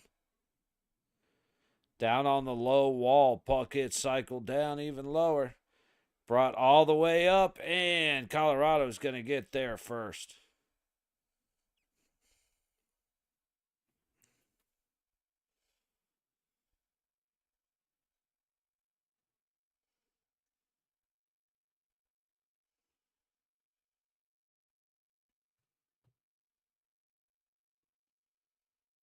Not sure which game to watch right now. Oilers are taking it the other way. Dallas resetting from their zone. And LA steals it back, and they're going to go right out. Meanwhile, Dallas in the Avs area, under the net, a lot of contact happening all over the place. A little bit of a slash, but okay. O'Connor after the puck, and it's going to be an icing. That was a very late whistle.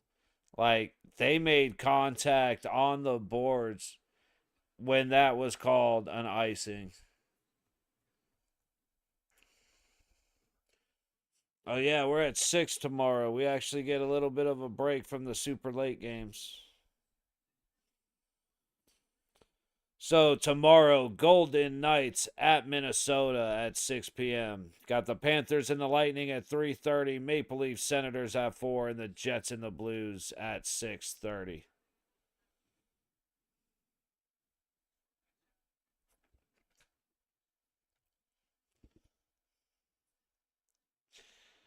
I will not be doing too much worrying about the 6:30 game. Never mind. It's the Jets and the it's St. Louis and Winnipeg. I've got it. So we'll have that one up with the Knights Wild.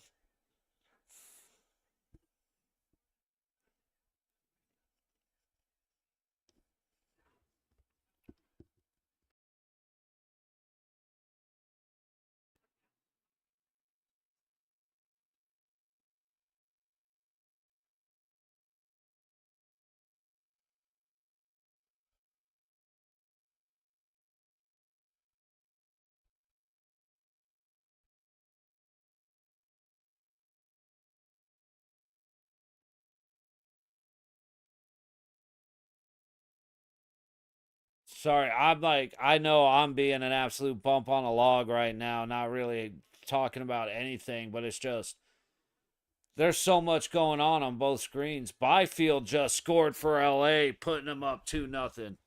And then there's major contact down low on Blackwood. Like, what is. I don't know where to look right now.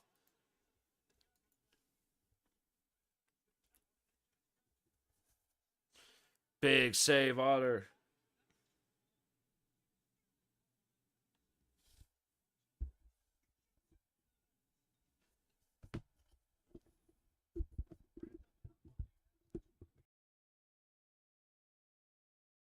Tense, but Colorado just iced it. Scoring for the Los Angeles Kings, Quentin Byfield.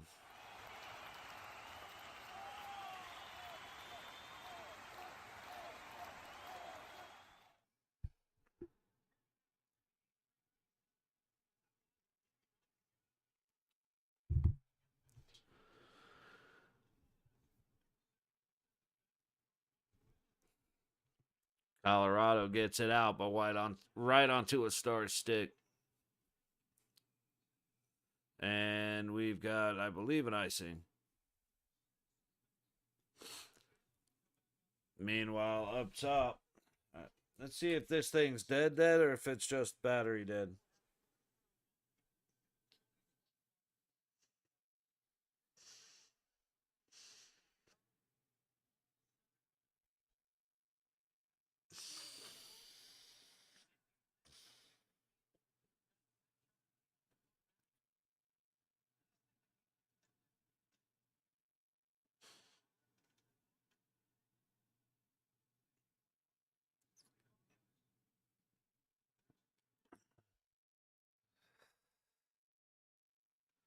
Ooh.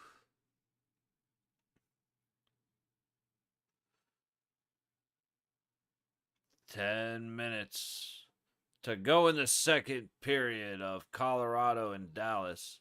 And we've got another icing Colorado.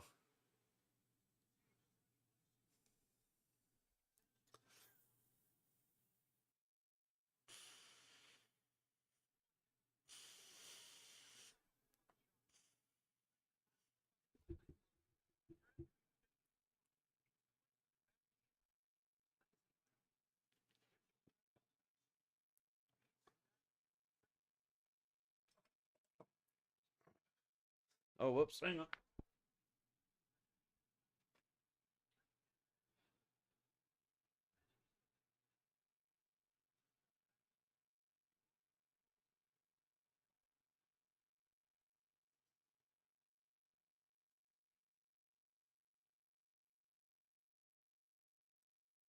Forgot I had to kick the air on. All right, let's get back into Colorado. We're looking at LA just in case something changes. 2-on-1 for LA. Oh, and they missed the pass. Wide open and they couldn't connect. Dallas into the Colorado zone. Great job by the captain, Landeskog, putting pressure on with the back check and stealing the puck. Big shot from out high, goes wide. Landeskog putting pressure on again before he goes to the bench. Great defensive play by the captain. There's Colorado coming back up and a great stick the other way for Dallas. Dodonov making moves. Low dot puts a shot on net. Blackwood fights it off to the high wall. Coming back down on the low wall. Dallas chasing up. And the Avs are able to get it out. Lot of contact on that low wall. Tays back to get it in his own zone. Sends it up to ice, and it's going to be no icing. Dallas resets from their own territory. Battle on the low wall in neutral. McKinnon comes out with it. He's not able to get it deep. Nature's chasing it down. Damn, dude. Colorado's so close. McCarr to Natchez. Natchez over to McKinnon. Looking. Shot fought off by Otter.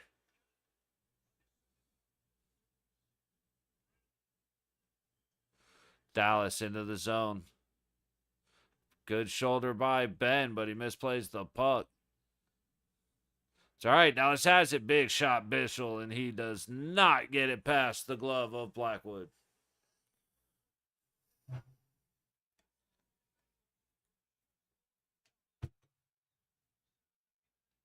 Oh. That actually just really hurt. Trying to move my left arm at the same time that my head's turned is like, oh, damn.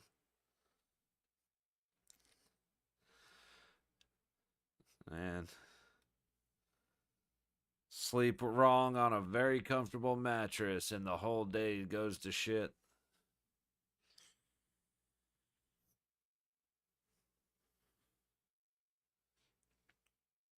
All right, commercial break. Jesus, that whistle. Commercial break in Colorado. Face off in LA to the right of Skinner. And back behind the net it goes. Oilers win it. Nurse able to get it up and out. LA all the way back. So there it is a power play.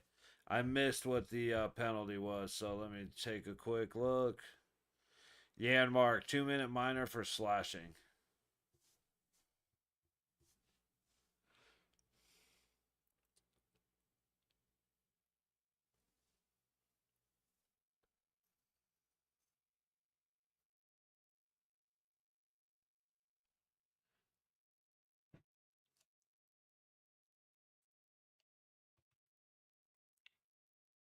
Puck up on the high wall in the Oilers zone. LA not having any control over their own power play.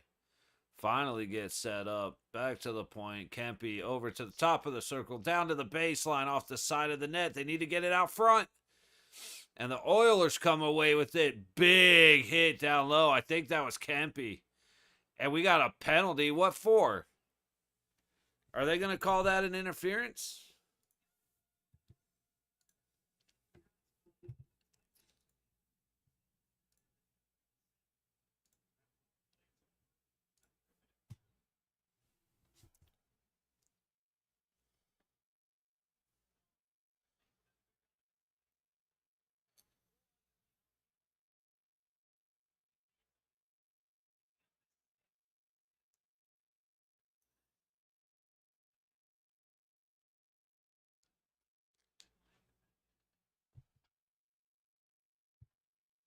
Puck just misses the Colorado net. I don't think it was, but it's interference. It was called interference, so that's what it is. I thought it was a little closer to him getting rid of the puck than what warrants a call, but oh well.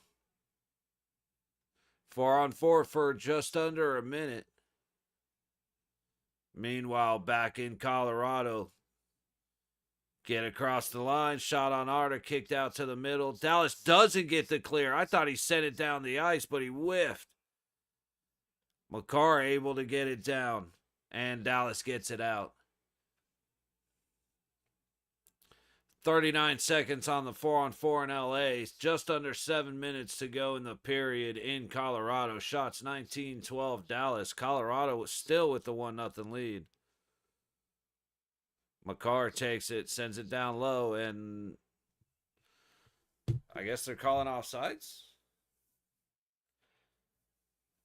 Feel it was incidental contact. See, I don't think it was incidental at all. Kempe went out of his way to make the hit, but it was like, I mean, he leaned over to get the shoulder on him, so he definitely meant to hit him.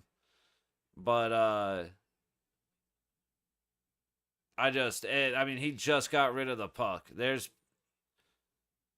9 passes out of 10 end up with hits later than what happened.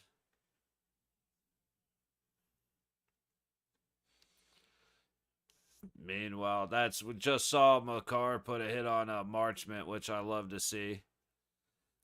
Colorado storming in. Natchez from the low dot gets fought off to the high wall. Meanwhile, Edmonton on the power play, and Kemper's going to glove it and freeze it.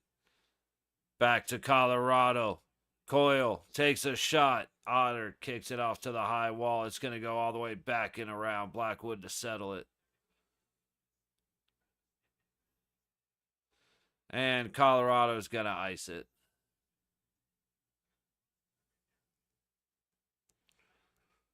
All right, under a minute to go on that power play. That was actually a really good save by Otter on Natchez. Okay, it wasn't on goal, but it was good contact with the stick. Missed it with the blocker, but the butt of the stick for Otter saved him a lot this year. Kings send it back. Draisaitl's slow to get up. I'm curious what the contact was there. I did miss it. Meanwhile, Colorado in the Dallas zone with a quick shot misses the net. Up the low boards. Another shot from high out. Hits a bunch of bodies. Too much traffic in front of Ottinger. Colorado gets it down low, but Dallas sends it up and out. Last chance for Edmonton on the power play. 15 seconds. McDavid crossed the blue line, and it gets pushed right back out. All right, they're back in. Set up. At the point. Sends it down to McDavid in the middle. Stick gets in the way, and we are back to full strength in LA. All right, commercial break in Colorado, and now we've got a stoppage in Los Angeles.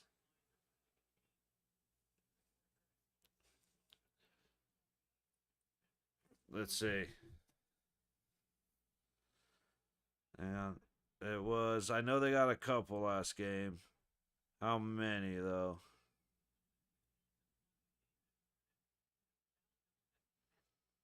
No, never mind. See, I thought Edmonton had a couple of power play goals last game, but actually it was LA that had, 2? Okay. So, yeah, LA doing great with the penalty kill.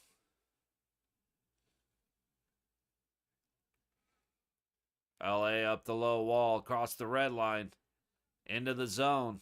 Kempe looking as he goes all the way down the low wall. Gets back up to the high point. High dot. Quick shot coming. Nope. Little too much traffic. Hit skates out front and ends up behind the net. But we do have a hooking. on Edmonton. Kings power play coming into action.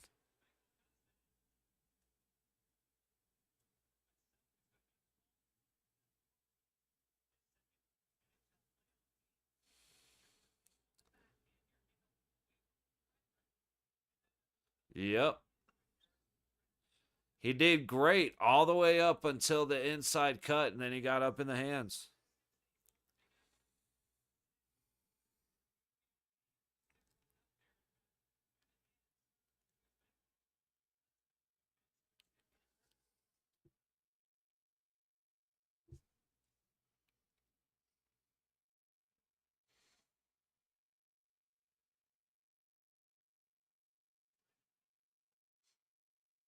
What are we waiting for here?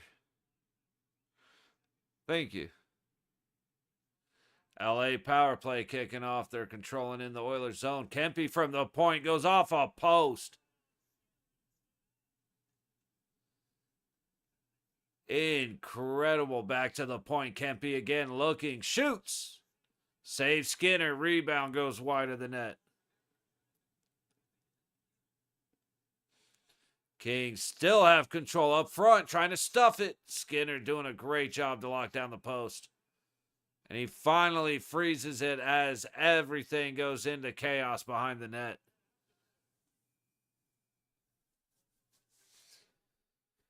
Just under 30 seconds gone in the LA power play. 9:43 to go in the second. Back to Colorado. Face off in the center dot.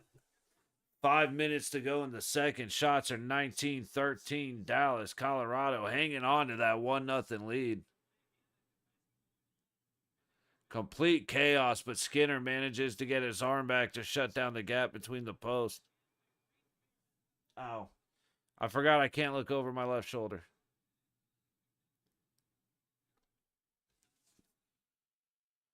Bischel dumps it in for Dallas. It's going to go all the way around and right back out. He's going to try again. Dumps it in for Dallas. I didn't think Sagan got across the line. I don't think he checked back up.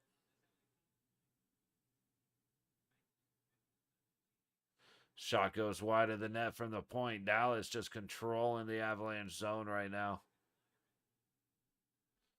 They get it out, but they're going to go right back in a second here.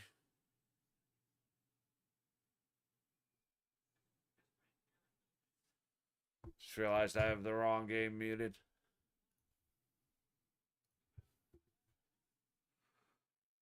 Battle in the high corner to the left of Blackwood. Puck comes to the high point in the Av zone. Top of the high dot. Shot misses the net. All the way down back behind Otter.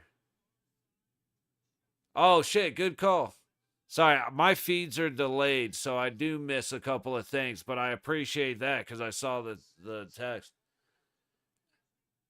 Let's take a look at it. Oh, Kuzmenko, huh? Dude has been involved in everything. Kempe shoots it from just below the blue line off the back wall, and Kuzmenko buries it. Skinner has zero reaction to that. Great goal by LA to make it 3-0. Hopefully they have a better third period than they did on Monday, because they're not going to be able to lose another 3-goal lead. Oh, here, I'll be back in a second, yo.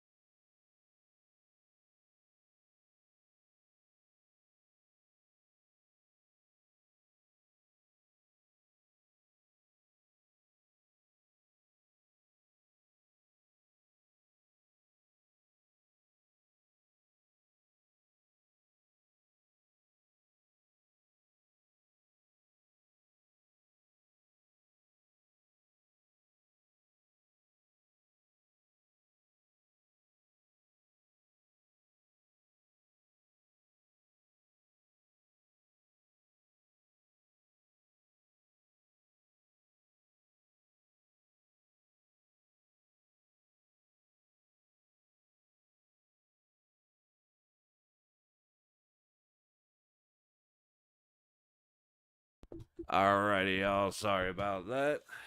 Had to, finally got a chance to talk to Pops. It is his birthday, so could not go and do that.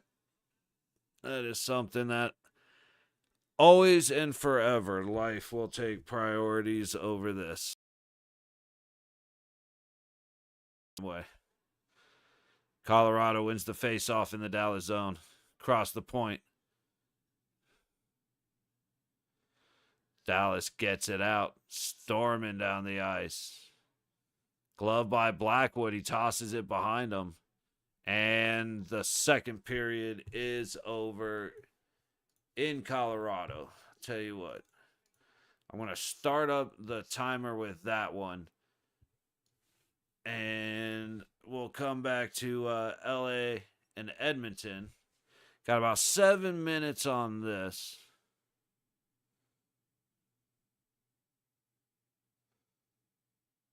Puck goes all the way down into the Oilers zone. They try and play it up the high wall. It ends up bouncing straight down.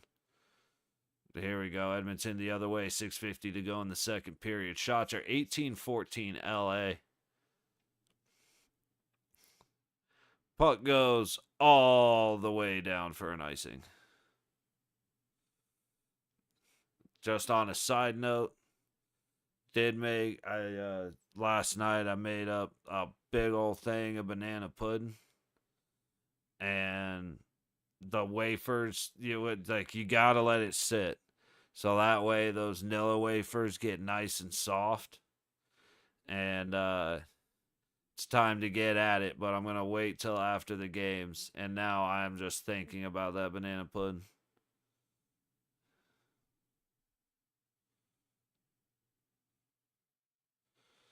Oilers. Big shot goes over.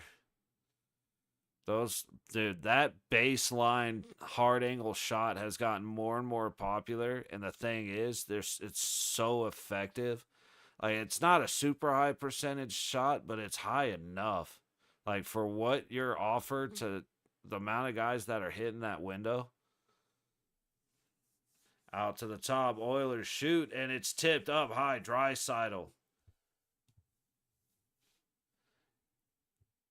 gets it right up close, and we are right back on the road we were on Sunday.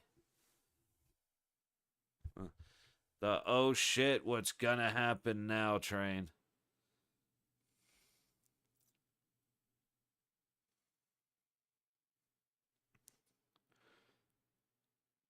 So yeah, LA just had plenty of chances to get it out. They just didn't.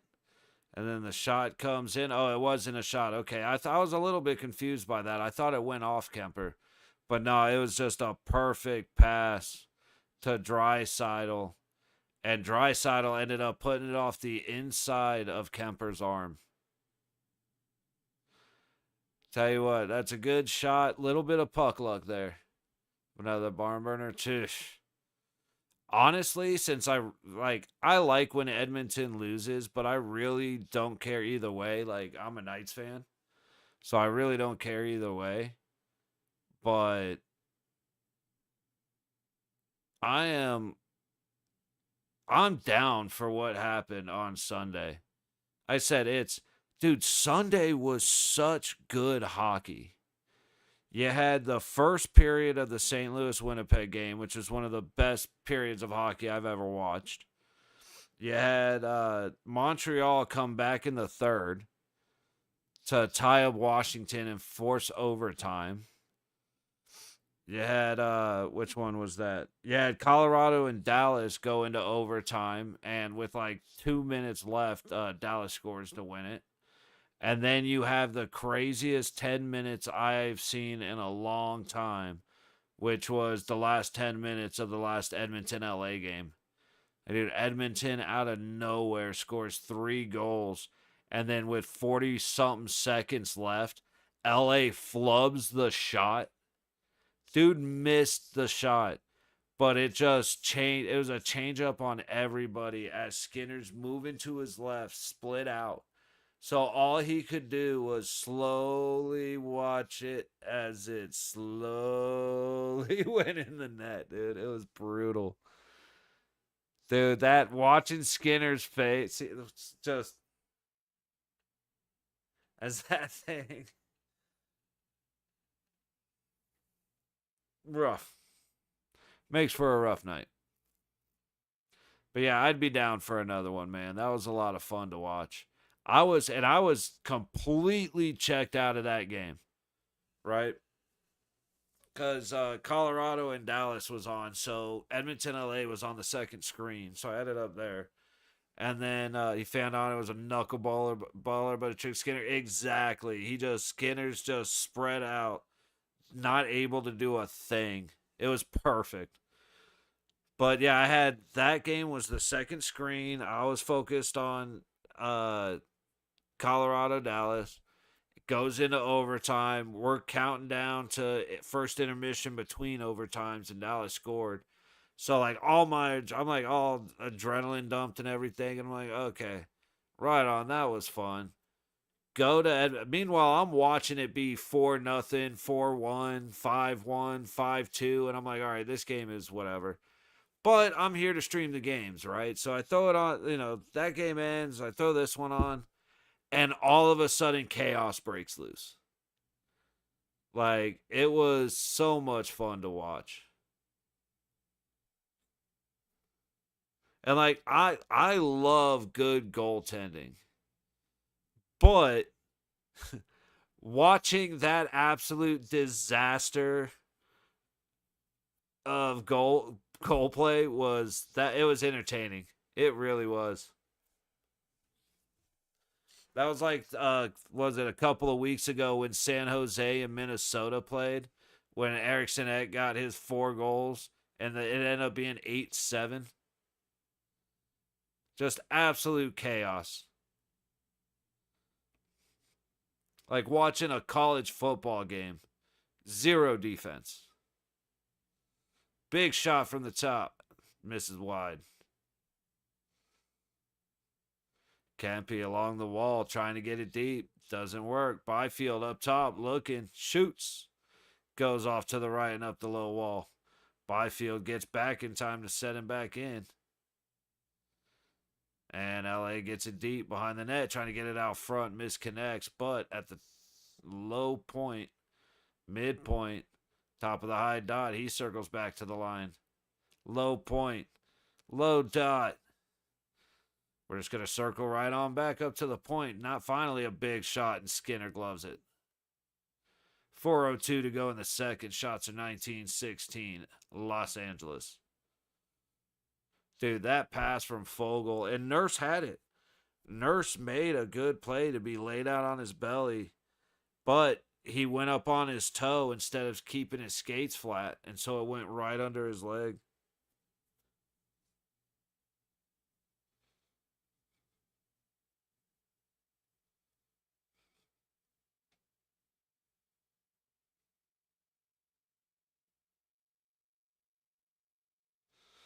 Oilers send it around after winning the faceoff, but the Kings stop it short at the red line into the zone.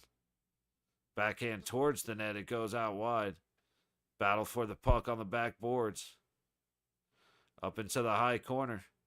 LA gets it to the point, over to Kempe in the center, back to the high point. Puck goes in. Sorry, I should have said puck goes down or towards the net, or not. That was a bad choice of word. Oilers get it in. A good stick knocks the puck away. And Kempe's there. I think that was Doughty got it. Nope, that was not Doughty. I don't know who's going to win between the Oilers and Kings, but the Kings are fighting for every loose puck, and I don't ever see the Kings do that. The Kings are, it's wild. The team that the Kings are right now, like towards the end of the season. Hard right now. They don't want to lose to the Oilers in the first round again. I don't blame them. Absolutely. And they absolutely should beat Edmonton. Like this, up 5-2. That game should have never been close. If this game starts to get close, it'll be a second major disappointment for LA because they are the better team. They just got to finish out the game. And I really think it's the mentality switch from play to win to play not to lose. You know, you get up by 3 or 4 goals, you start going into, okay, as long as they don't score, we're fine. Rather than sticking with the game plan that got you that 4 goal lead. The Knights are guilty of that as anyone else, but um they that Kings need to finish this game because, like I said, LA and Winnipeg, I think is going to be the game for the series for the East. Like I'm expecting LA, Winnipeg, and Washington. I was expecting Tampa, but after their disappointing performance last night, maybe I should be expecting some. Maybe I got to reevaluate my picks from the East. We'll see how Tampa and Florida do tomorrow. Because if Tampa is a disappointment again tomorrow, then like I said I got some reevaluating to do. And he got an icing on the Oilers with a minute 48 to go in the second period.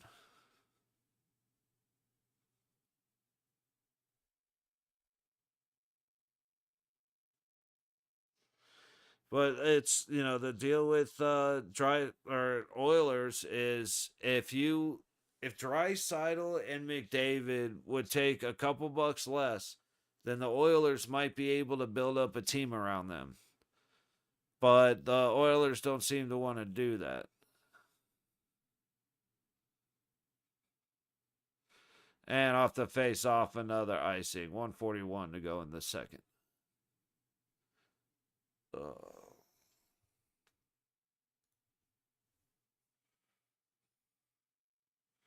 That's why it's honest opinion until they take less money or the Oilers get rid of McDavid, he will be the most awarded hockey player ever to not lift the cup.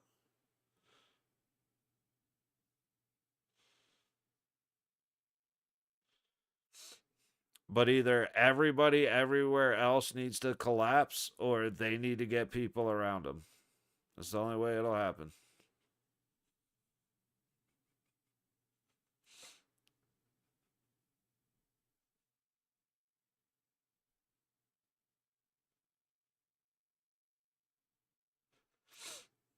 Ooh, LA wins the faceoff. High dot circling around the back of the net. Gonna go up to the point. Nope, he leaves it back down low. Ooh, and a big trip on Edmonton, and they're not going to call it.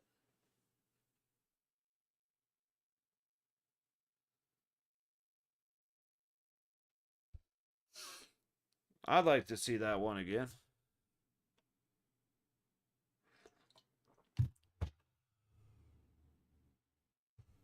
I'm not.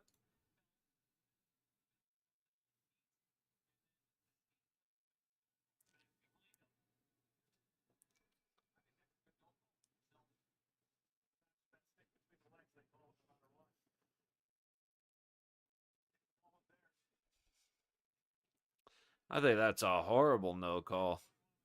Dude, Edmonton's getting away with murder, and even in LA. So you're going to see some wild shit happening when they go to Edmonton because, like I said, they've gotten so many calls this game and the last game, and they're in LA.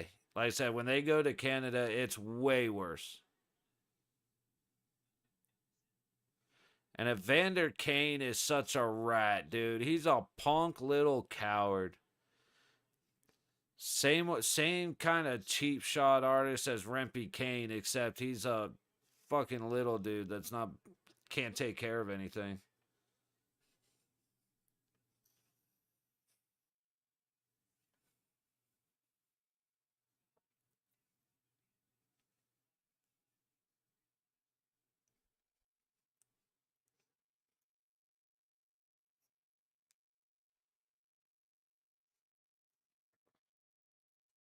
I gotta figure out what's going on with the muscles in my back. I am hurting. Hurting. Dude, I gotta admit, I can't stop thinking about that damn banana pudding.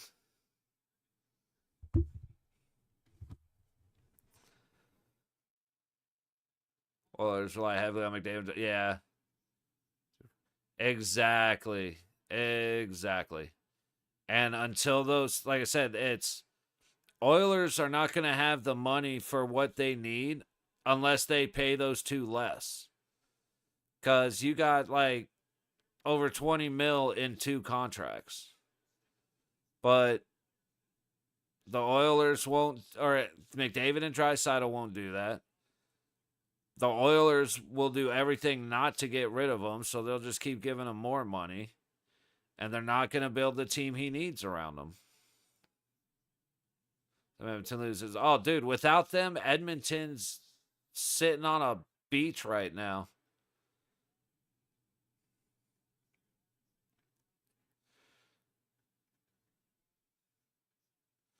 Dude, big contact out front. Doughty ends up going over a guy. Oilers shoot. Stopped out high. Or it went high. Dude, there's just too much. All right, end of the period. Too many bodies at the front of the net. Nothing going. But yeah, like I said, I like watching Edmonton lose because I don't like Edmonton. I got respect for the game that McDavid and Draisaitl have, but I don't like either of them. I really don't like McDavid. He's dirty. He gets away with murder. Last year during the playoffs, he turned around and just straight up baseball hacked at a guy's face. No call. Guy's gushing blood. No call. Evander Kane is one of the dirtiest hockey players ever. Same with Donnell Nurse. Like talentless hacks. I like Janmark. Got respect for his game. You know, Skinner's fine. He would never be like, I don't think he's in my top 10 for goalies. That are just active still in the playoffs. You know what I mean? You know, yeah, that they can't control their tempers. Just like Dallas, just like Washington has gotten better at ish, but they can't control their temper. The only thing is they're allowed to do whatever they want because they're Edmonton. Let me refresh this real quick. And while we're getting ready for puck drop here, I'll be back in another minute. I'll just leave the chair up. One sec.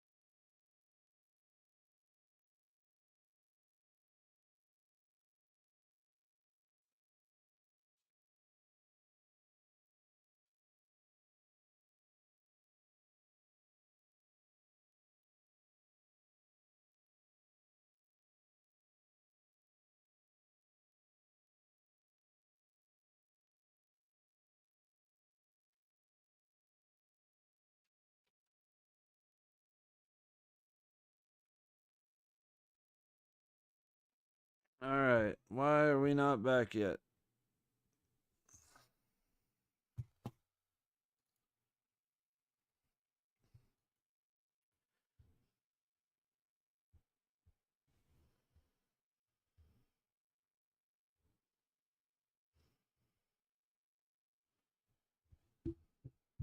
Okay, we're just not back.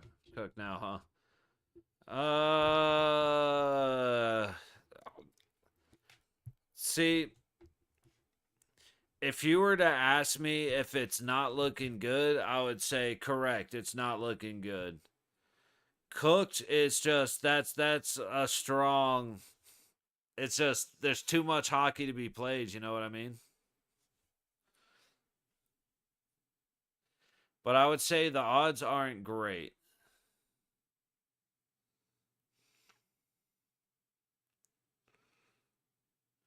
Icing's gonna go in front of Ottinger. I mean, here's the hard thing, man. Like, I don't want to tell you you're cooked because realistically, you're not.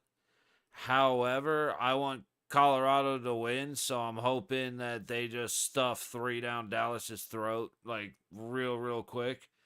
That's not going to happen either. But, I mean, went into overtime last game. Dallas got the win late in OT.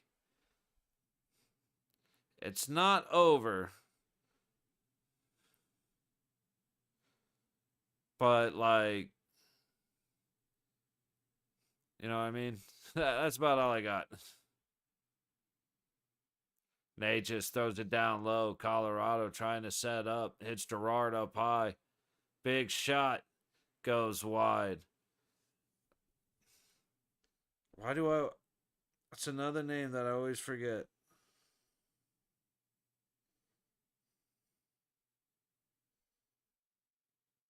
Druin. I know that that's Druin.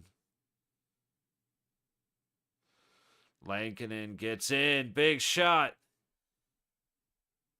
I'm not sure. Was that McKinnon? Yes, it was. Dude, that line is just flowing. You get Lankinen, McKinnon, and Natchez out on the ice together. Those guys just see each other so well. It is impressive to watch. Here we go. Colorado the other way. Landeskog looking. Gets across. Flip and a save by Otter, who turns around and hacks at Otter. I don't know what the hell that was about.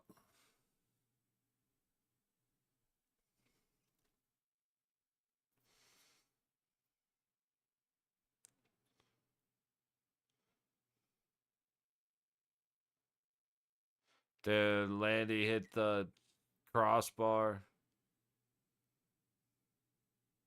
Oh, that's what the hell that was about. Nelson swatted him. And then Nelson gave Otter a little punch.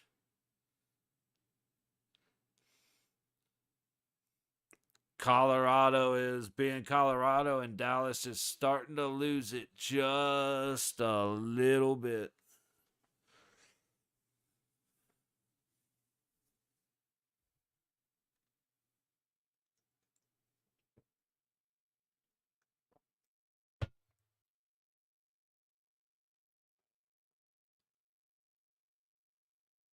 Colorado gets it up the low board, pushed in.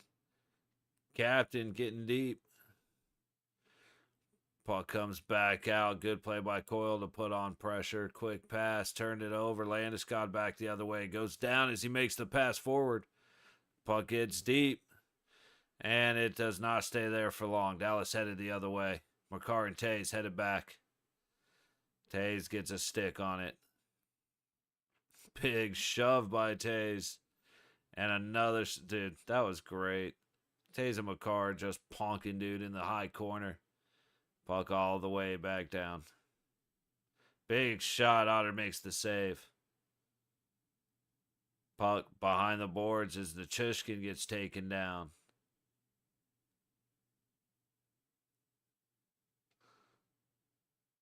Puck all the way back. McKinnon there. Dallas with heavy pressure. Puck coming back up the other way. Into neutral. Dallas breaking hard into the zone, wrapping around the net, trying to get it across, and just nothing going for it. Blackwood covers it up.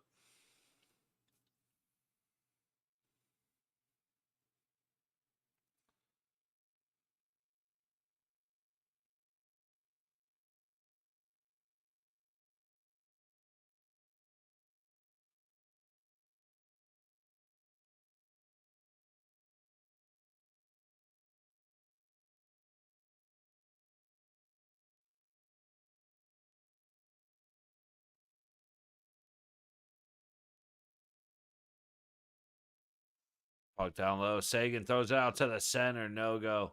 Lankinen headed back the other way. He's going to toss it deep. Nichushkin chasing it down to the low wall. Nelson with the help.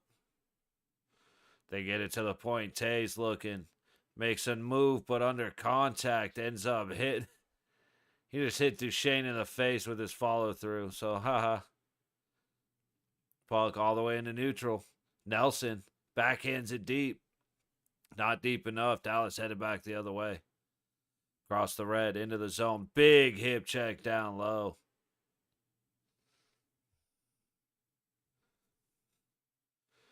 Colorado headed back up. Nichushkin trying to get it across the ice. He does, but a miscommunication causing the puck to go the other way. Puck up into the bench, but that was very close to being very bad.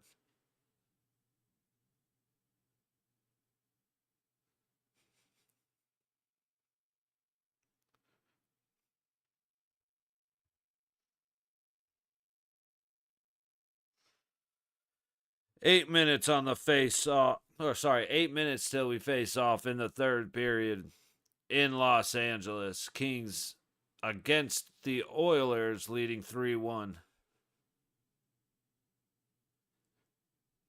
Meanwhile, 4 minutes gone in the third period in Colorado. No going each way except for the one goal by Nichushkin. Happening way back when, only 8:09 into the first period. Pulling for Blackwood to get his shutout. Man has been very good in his first playoff. Puck all the way down, no icing. Swung around as Dodonov gets leveled trying to make a hit. Here we go. Gerard up the low wall. He's going to have to send it around. Dude, Bischel crunching bodies for Dallas. All the way around Blackwood, and Colorado gets it out. They're going to dump it deep. And we are mid-tennis match, folks. Oof.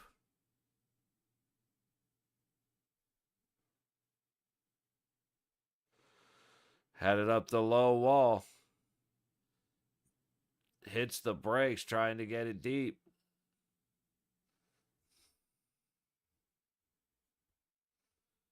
Who was that? Kelly. Dude, I'm watching way too much hockey. I'm doing my best to get the names called out. Like, I'm good with a bunch of them, but every now and then a name just escapes me, and it's never one of the hard ones. Shot from the top of the high circle. Colorado has it in neutral. They're headed back in. Big shot by Makar goes wide. Colorado keeps it in for the moment. Andre to play it. Up the high wall, and Dallas is out. Avs headed right back in. Dallas is doing a good job defending their own zone, but they suck in neutral right now. Won the foot race there, though, as Dallas gets through. Big pressure from behind. Good job, Lindgren. That was just a physical, heavy defensive play to take him off the puck. I love it. And now we're going to get a hold on Lankinen, which I want to see that again. But we're going to get a commercial break instead.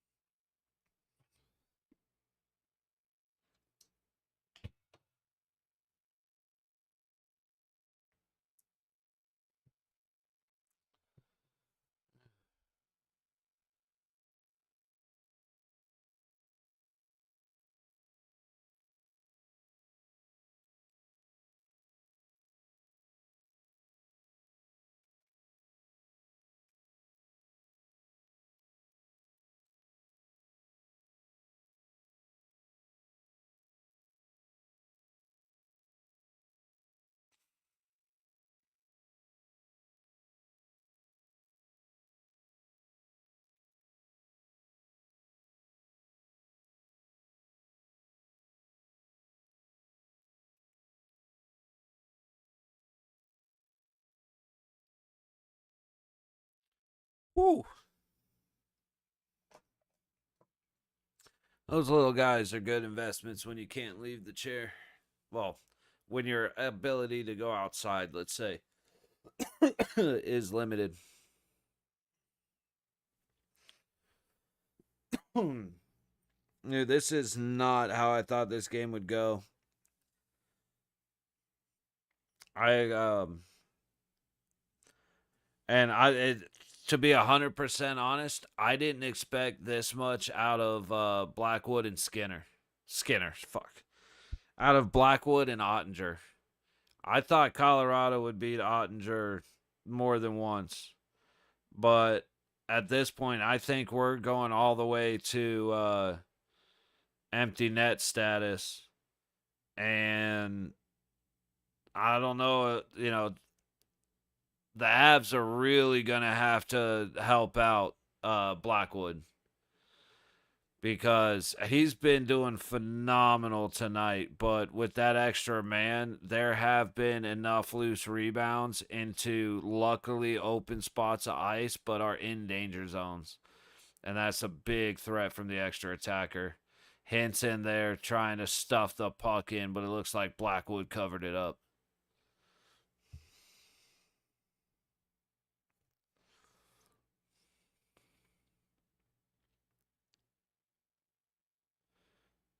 I mean, then again, what is this power play number 2 for Dallas or number 3? It is power play number 3. So I semi-retract the previous statement because, I mean, no, actually, I retain the previous statement. His skaters in front of him have really done well on the penalty kill, and then he's been able to lock down.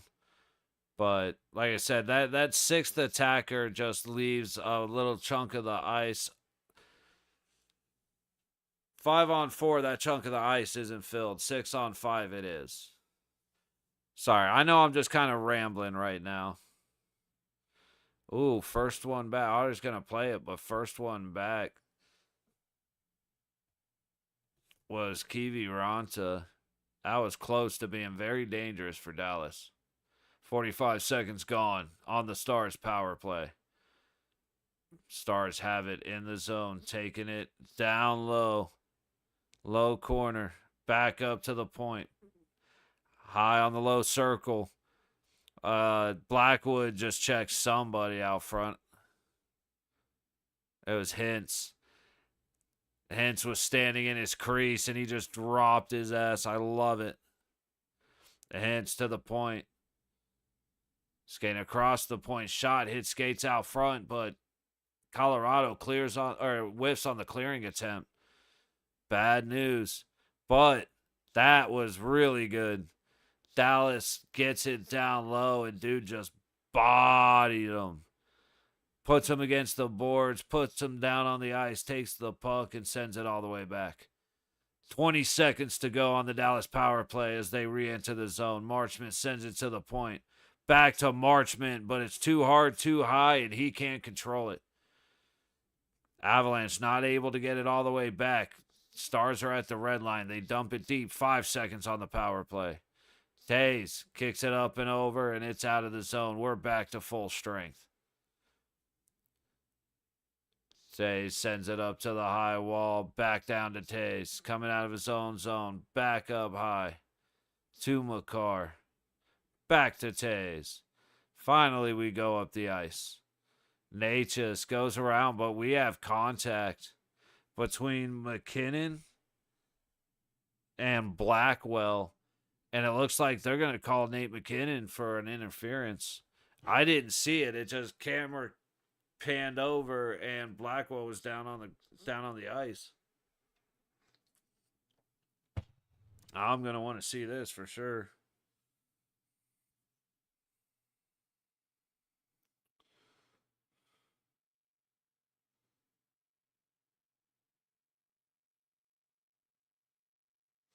Oh no, he got his stick up under his skate. That's 100%. McKinnon fucked up.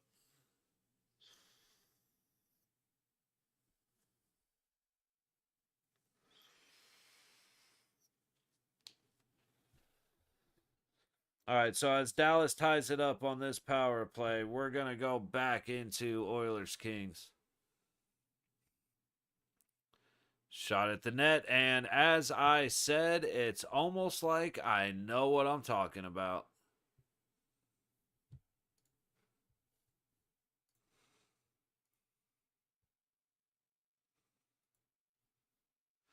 Every now and then.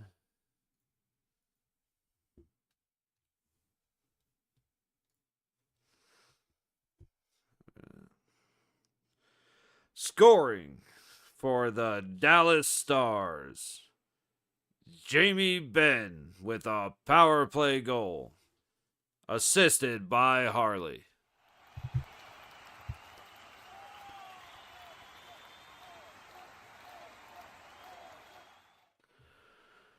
Hopefully we get some proper goal calls tomorrow, but that's Golden Knights only. That's the rule. But it gets fun when the Golden Knights score. All right, keeping an eye on Edmonton, LA, as this game just got way more interesting. And I was 100% wrong. I thought we were going to get to empty net status for Dallas. Offsides, 10:14 to go in the third.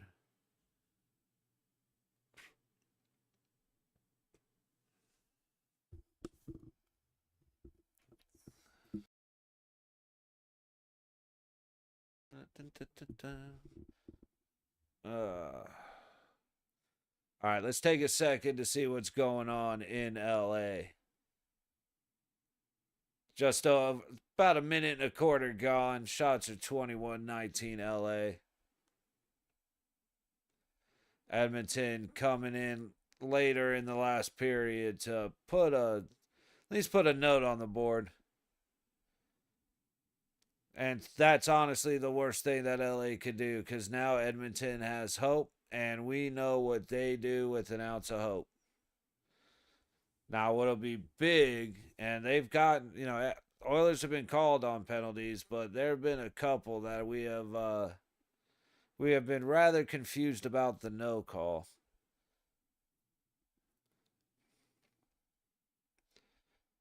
So I am curious to see what the excitement will be in the third period. I am going to be 100% honest, though. Unless I see a power play, if I just happen to catch something happening, or if there's nothing going on in Colorado, that's about the only time I'm really too worried about that game. Even though that could be, if we beat Minnesota, this decides who we play. But we know how we play against LA and Edmonton. We've already done it. You know what I mean?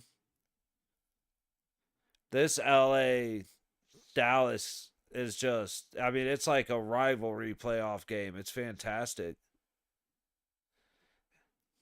The big thing, I like watching the Vegas Dallas series, even like last year when we lost, because it's great hockey. It's phenomenal hockey. Or at least it has been. But I don't want to play Dallas. And we have nobody. I have nobody that I care about in this game. So beat the shit out of each other, which they've been doing. Get it all out of your systems. Get sore. Get tired. Us in Minnesota are having a fairly soft game compared to everybody else. It annoys the hell out of me because I wish we would be the Golden Knights of old. But, ooh, shot on net from the low point. The guy crossing the crease came in a little too late. Otherwise, he had a pretty good chance. All right, back to Colorado. Puck behind the Dallas net. Did they call it offsides? No, they called the tripping. Thank you. Okay, see, I wasn't even expecting them to call the penalty.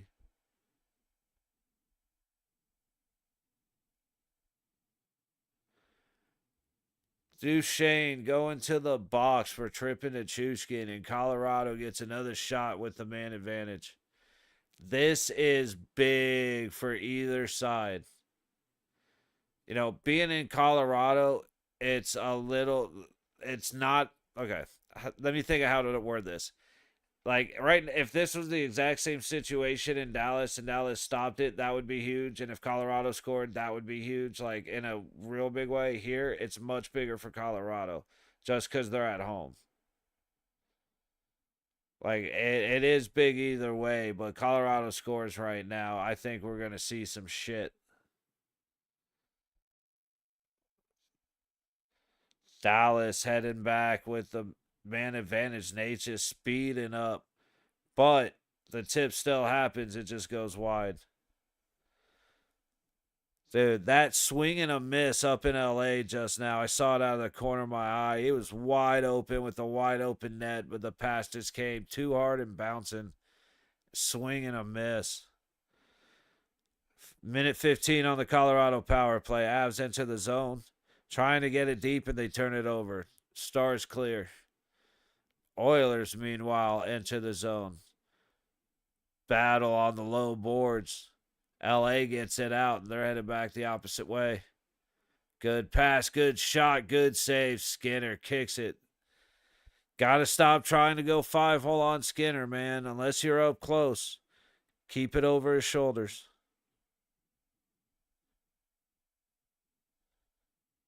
It's like that's the way to beat a lot of goalies. It's the way to beat Logan Thompson. It's the way to beat Adin Hill.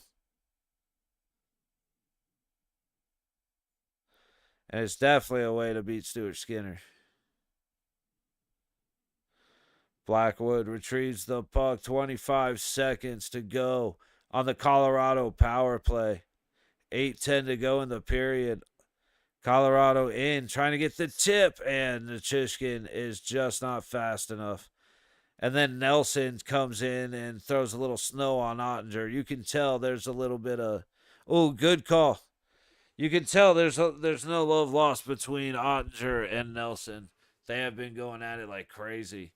Here we go again. You want a barn burner? Well, they shall deliver. Big hit right there at the red line. Storms in, gets to the point, and a big shot. Who was that? 33? I don't think he even touched it. Oh, absolutely enshrined. This is going to be intense. Oh, no, I think he did get that. All right, we're back to full strength in Colorado, but scoring for the Edmonton Oilers, Leon Draisaitl with an assist from Klingberg.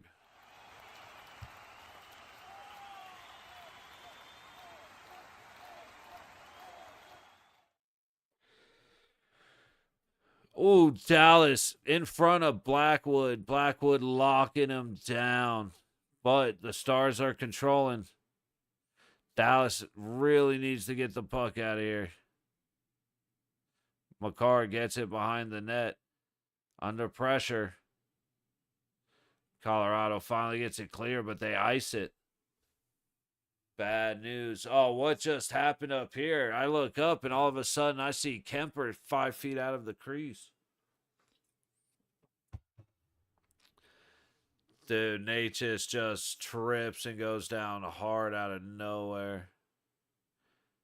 And then Marchment broke Gerard's stick with a slash that didn't get called. That's why I didn't expect the trip to get called. 15:08 to go in LA, and Edmonton has made it a game again. Absolutely insane.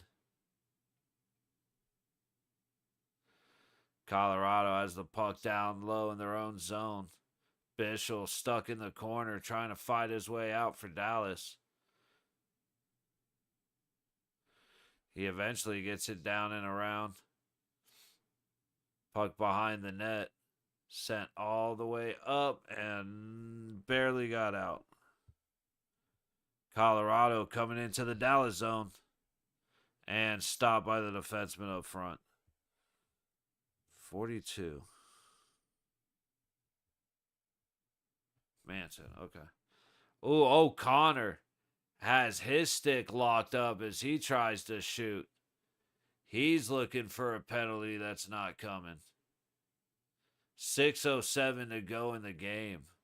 Let's take a look. O'Connor makes. Oh yeah, he absolutely just got his arm. No, you got to go back a second before that, guys. There we go, right there. Absolutely gets right on the arm in the elbow. No call. That's like the fourth penalty in a minute that we've seen from Dallas that actually isn't a penalty because it didn't get called. Unreal. LA getting back into the Oilers zone under 15 minutes to go. Big shot and missed the net. I thought Skinner gloved it, but it went right over the top. LA not trying to give us any step. Not trying to get down to the pressure. Good body position by Edmonton. Just dumped dude down low. Trying for the wraparound. He ends up locking him up to try and tuck it in. The misconnect out front. Good Edmonton stick. Stops the wide, empty netter. Kempe trying to make a move. Ends up going down as he loses an edge. Not able to stop. Back in Colorado. Landeskog to McKinnon. McKinnon races up. Dude, I didn't even have to see a number, and I knew it was McKinnon because there's nobody is that fast besides him and, like, McDavid. Big shot from the point, and Otter makes the glove save, and LA just went up 4-2 Kings.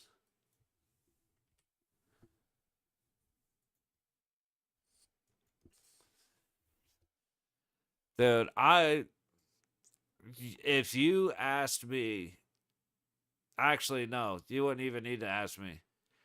I would not have told you in a million years that the Edmonton Oilers and LA Kings would be this exciting to watch. Tyler King, do I think Avs win? Yes. You have Avs money line? I think Avs win. Yes, sir. It would help if, as O'Connor's going in for a goal, they don't hook his elbow with no call. That would make it a little easier, but I would take Colorado. Or I took Colorado early because it's their first game back home. You're on your last leg? Damn. Dude, the ice everywhere is shit. Oilers just tripping over the red line. Somebody just got dropped. I wonder if it was a cross check or a flop. I'll put my money on flop. But him and Byfield going at it. Like, I could see it being 2-1. Getting out of here when it goes into overtime so I can cash out word. Yeah, I don't know. I have this feeling it's either Colorado's going to get one with like a minute and a half to go, or we're going into overtime, but I don't see it. I'm betting on overtime just because I can't see Colorado beating Otter right now. It's been a struggle all game, and Dallas just figured out beating Blackwood. That Brewers over. Oh wait, big just miss. Absolute chaos as Otter grabs it. The Chushkin's poking at it from his back. Over a half run, and they just scored 2 runs in the ninth. Damn, right on. I'm not going to lie. It would be kind of sick in that case for the Avs to score with like 30 seconds to go. So you pull a victory out in the ninth inning and the last minute of the third period. Like, that would be, that'd be a hell of a night, man.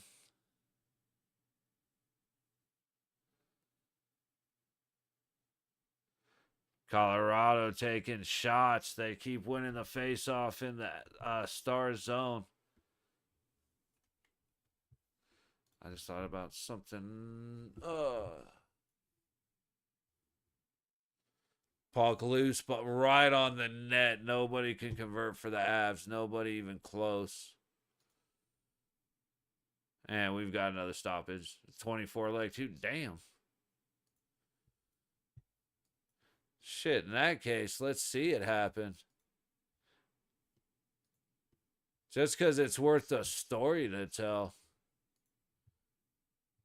That's nasty.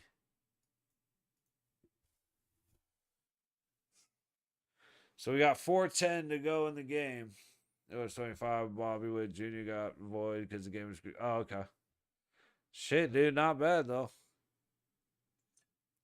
That ain't bad at all.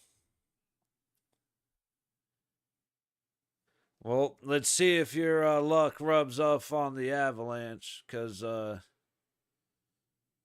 they could use that ninth inning victory. Good juju right now. $5 for 179, dude. See, that's the way to bet right there, man. I gotta start doing it eventually. I got too much. At least for the Knights, like I can't bet the Knights. I got too much emotional investment, but like that's the way to bet. Just $5 for the couple hundy. Call it good. Throw another 5, 10, $15 on it. Won 158 yesterday on a 10 leg. No shit. Right on. Yeah. That's the way to do it right there. Just throw down on a stack of stuff for a couple of bucks. That adds up. That's dope, man. Good shit.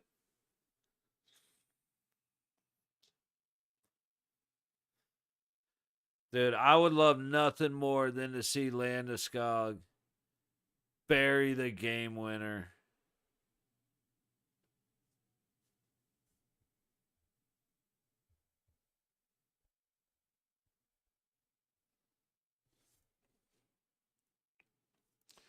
Getting a bunch of stoppages in Dallas, man. Oh shit, LA just scored again on a power play. I totally missed they had a power play. Damn, and we are right back to where we were. Toasters hard. Brought me that hockey on Saturday, too. My last time was over 3.5 goals for Lightning vs. Panthers. Damn.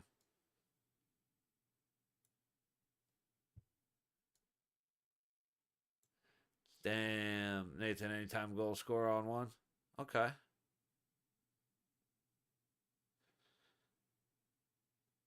Always like to see my boy McMuffin score.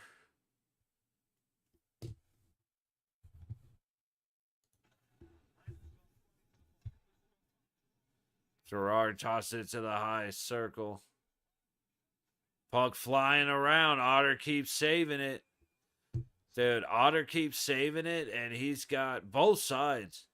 The skaters have been bailing out their goalies, and at the same time, the goalies have bailed out their skaters. This has been a phenomenal game. Again, which I knew it would be. But again, dude, so good. Meanwhile, LA goes up 5-2 on Edmonton. Let's see if they, I mean, this time they got the lead in the third. Let's see if they can hold it for the last 10 minutes because they weren't able to last time. Oilers get caught off sides. Plus 870 for a game to go in overtime. Nathan McKinnon game winning goal. That, I mean, damn. Like, that ain't bad at all.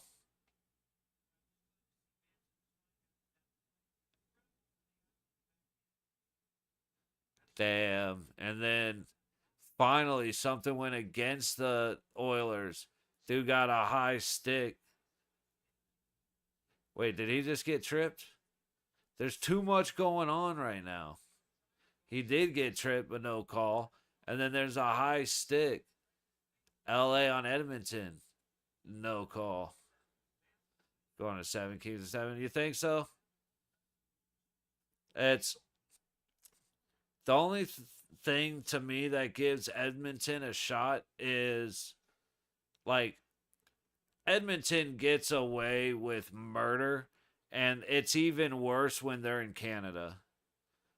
That's the only thing that makes me think they'll at least that it will go to 7. Gonna win all home games? Yeah. I basically agree with you. Got an icing. Face-off's going to be in front of Ottinger with 2 minutes left in Colorado. Meanwhile, counting down to halfway through the third period in LA. Kings just going off on one. Trying to watch overtime right now. Nice. Drive safe. Be careful. I hope you're listening and not watching too much. But you're typing, which makes me nervous. You shouldn't be doing that while driving. You seem to be a grown-ass adult capable of your own decisions, but I gotta fucking do the PSA thing just in case. But, seriously, drive safe, dude.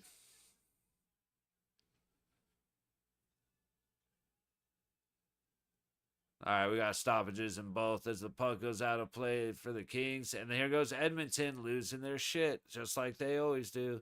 It goes into overtime. No, I'm leaving work now. Okay, word for sure, Tyler. Just making sure, brother. But yeah, I will be, like I said, I'll be right here, man. We got a minute 39 left. Shots 26-24. Dallas locked at 1. Face off to the left of Ottinger. Puck comes back, and they're going to blow it dead and reset on that face off.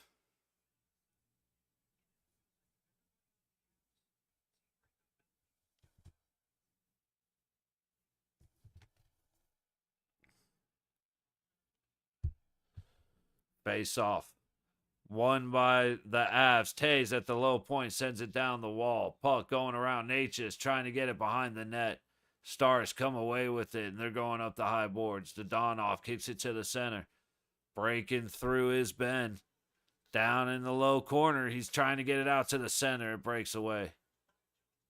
Johnston up to the high corner. Gets it down low, all the way back to the low point. Puck dropped down. Free puck in the high corner. Colorado whiffs on the clear. Makar failed at first. And now that should be a holding the stick penalty against the Avalanche, but they are not going to call it. That was about as blatant gets. So somebody needs to get murked in order to don't have driver text, never roll. Good. Shout out to you, brother. That's good shit, Kane. But we are going into a power play with 39 and a half seconds, and it's going to be a double minor high stick on Dallas.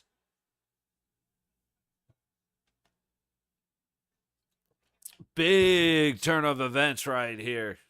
Nelson just gushing blood as he's getting fixed up at the bench. Refs are... And we got a 4-minute double minor to Dallas. And, yep, Marchment just goes to play it, puts his stick right up in old boy's face.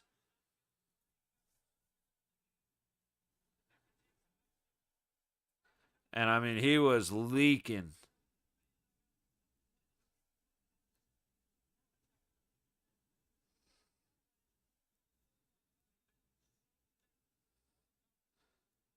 Yeah, 6 penalties, but only there were 2 4-on-4s. You got Colorado needs this, Natchez. If they don't get a score and to win this, Dallas is winning. How did Natchez not just bury that? The puck must not have made it to him. There was chaos at the front of the net. Big swing wide of the net. 18 seconds. McKinnon down low, low baseline. Circling back up top is Natchez. Natchez down to McKinnon at the low baseline. Backhand. Otter stuffs it. Chaos in front of the net for the loose puck. It ends up in the low corner. Colorado still has it all the way up the high board. Makar sends it back down low. And that is the end of the period. Holy cow, I got so excited. That's the second time this game that I lost track of when the period ended. I can't believe it. And then on top of that, LA just scored again to make it 6-2. What is happening right now? It is pandemonium. Cats and dogs living together. Yes, sir, enshrined. And they just, I was so, too much going on right now, to be honest. Dude, Campy just burning Bass Skinner.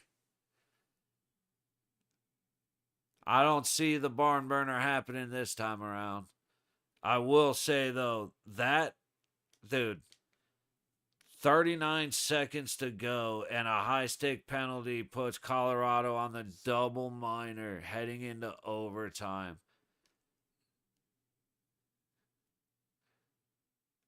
It's one of those where if the Avs don't win it on the power play, they do not win it, in my opinion.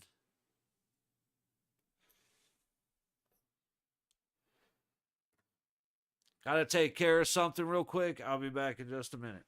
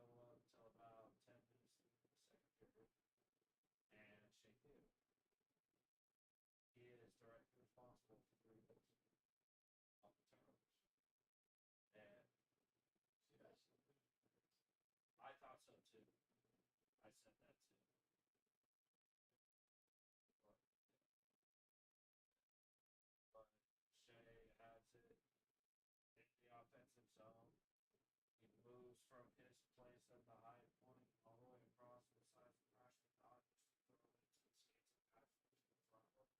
Puck goes the other way, score, and then twice knocks home turnovers that ended up going shots that went in, and one of them there was no one around him. He's looking, he looks up the ice, and by then the guy shows up and takes it. Right?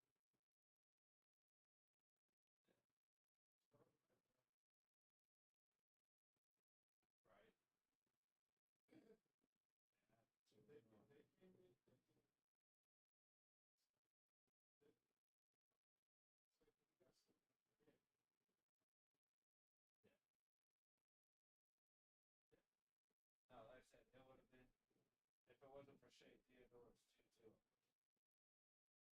But he is direct responsibility. But that, like I said, they didn't show up. They played very well for about 2 minutes and then disappeared till the hopefully. I tell you, it was fun. Yeah, it's funny. Last night, some guy came in talking trash about 8-0, saying how good Gustafson is, and I was like, you know it's game two, right? Like, you know we're tied. He's like, oh, coming to Minnesota now, you scared? I was like, nobody is afraid of Minnesota. What are you talking about? No. That was good fun.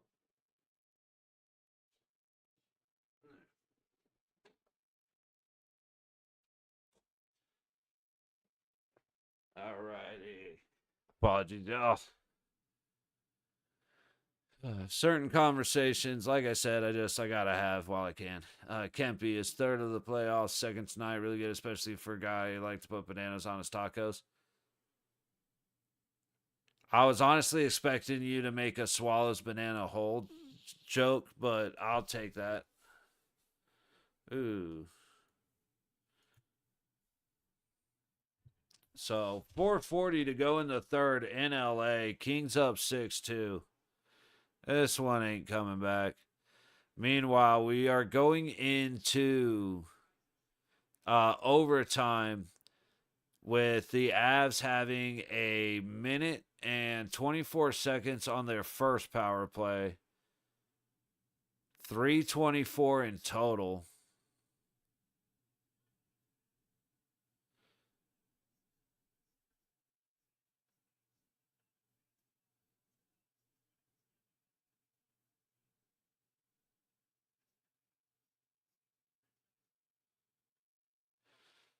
Ooh, Kempe breaking in again. He wants it so bad, dude. He really does. But yeah, that's... Get ready for chaos when it comes to LA playing in Edmonton, because it's not... Oh, dude, I feel like it's going to be so gross. It's going to be so dirty. Because that's just who the Oilers are. I said, now that they got Evander Kane back, it's way worse because that piece of shit.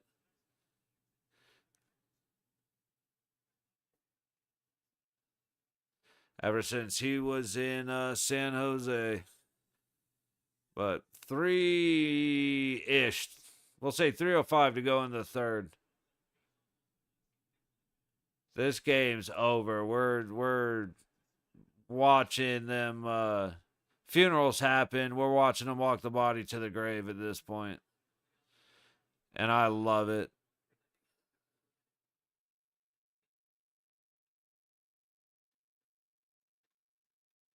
Big hit up high. Gets right back up, starts back checking. Love it. Offsides, I think. Yeah, and Mark going at Byfield like usual.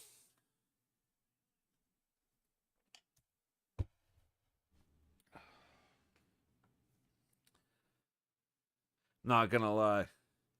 Oh, cheap shots and diving has always been the name of the game with the Oilers. Yeah. And that's like, it's funny. Because I watched, like, all season, I watched almost all of the Golden Knights games, and then I would throw some other hockey in here and there. So I haven't watched too much of Dallas. I watched a good amount of them, but I didn't watch too much. But I should know better from the last couple of years in the playoffs. The Dallas Stars are the definition of flop. Like what I have seen Marchment and Ben and Donoff and Sagan and these guys do, but especially Marchment, the flops and the dives, like those guys, if you even remotely come close to touching them, you they will let you know how bad you just messed up because they're gonna flop and take the penalty. Stand to win or lose. Yeah. No, 100%. 100%. I said the shadow calls that these stars get pisses me off even more than the Oilers. But like last year, McDavid straight. I said it earlier. McDavid took a baseball swing to one of the guys. I forgot who it was. I forgot which game. I'd have to go find it. But he turned around and just swung his stick like a baseball bat. Caught dude in the face. No call. Gushing blood everywhere. No call. Like, okay, that makes sense.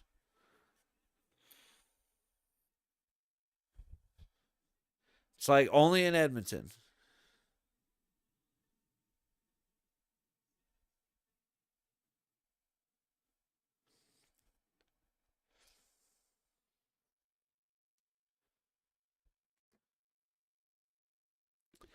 Like, if it was anybody other than Edmonton, I'd be like, Kempy, let's try and get you the hat trick.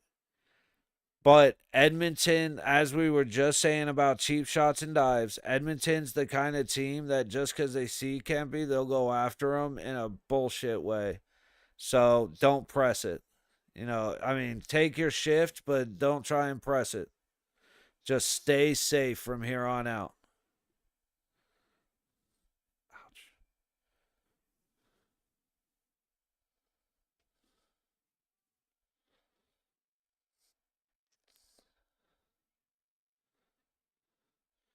Dude, Kempy, 3 goals, 4 assists. Kopitar, goal, 4 assists. Kuzmenko, 2 goals, 3 assists. Unreal. I said, this is how the game should have ended the other night. At least it's finally going this way now. Oilers cleared down the zone. The league has changed a lot, but needs changed more. They need to review things like that and assess proper punishment for it. It's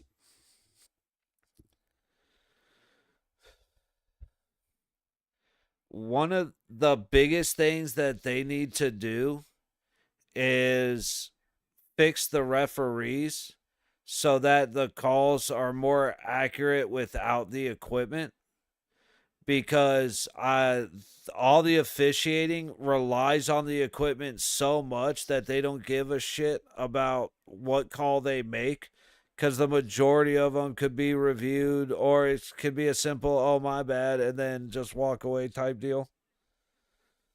The the NHL player safety is such a joke. They don't give a shit about player safety. If they did, Matt Rempe wouldn't be allowed to play in juniors. Okay, that's probably a bad reference, but like he wouldn't be. Matt Rempe shouldn't be allowed to play in beer leagues because he's so dirty and such a cheap piece of shit. But he's still around. Tom Wilson forever has been dirty. Like, they don't care. Guys like Donnell Nurse gets 1 game after he cross-checked Byfield in the back of the head while he was laying on the ice. Like, I agree with you, but I also am to the point of like, dude, player safety is really a joke. But I do think, like, in my opinion, you get full-time refs. I've said this before. You get full-time refs. You pay them $150,000 a year. and they get graded. You get a commission or whatever that reviews the games. They get a grade. If their accuracy is over a certain number, they get a bonus. If their accuracy is over that number all year, they could make 300 grand. If their accuracy drops, they go down to college and juniors and fucking beer leagues even until they get that shit up. And then you leave referees open to interviews.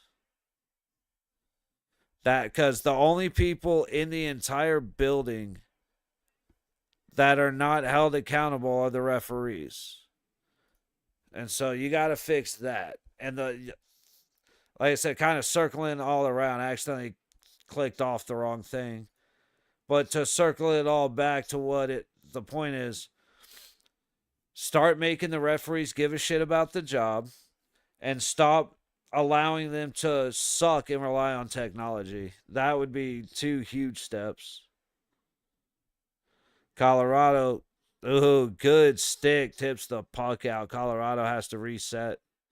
2:40 to go on the double minor. I'm now nice, Tyler. Sweet. You don't live all that far. That's awesome.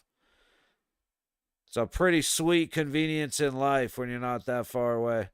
We are in overtime. A minute into overtime. 2:20 to go on the double minor. Avs up the low wall. They're going to come back. Landeskog gets stuffed as he tries to get it down the low boards. Avs leave it back. They're going to reset from their own zone as the first power play finishes. Senior refs like punishing a cop. They just don't like to do it. Exactly. I said, man, every single person in that arena right now is held accountable for their actions except for the guys in black and white. Big shot. Damn, Blackwood. Making a stop on Blackwell. See, it's funny. Like, White Cloud, I call Whitey, but I can't do the same for Blackwood. Or Blackwell. Dude.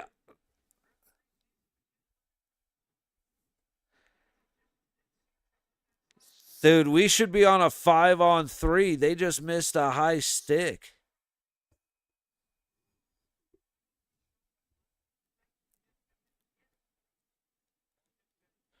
Stars win the face-off in the Avs zone.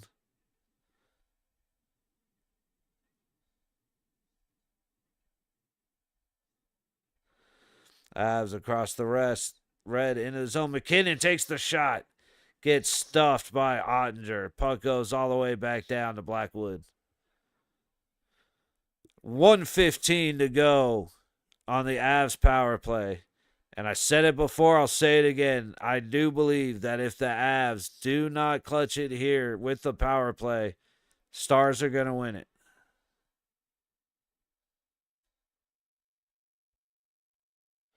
Yo, thank you, Enshrine. That's awesome, brother. I appreciate you.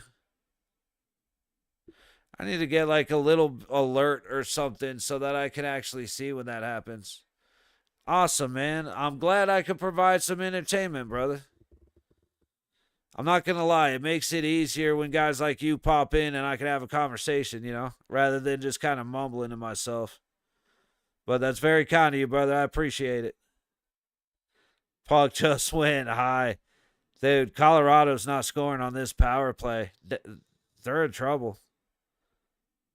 They are in trouble. Tays from the high. Nate's stick just broke as he tried to shoot it from on top of the high circle. Tays feeds it back down to Nate's with the new stick. Tays sends it down the low boards. Coming up.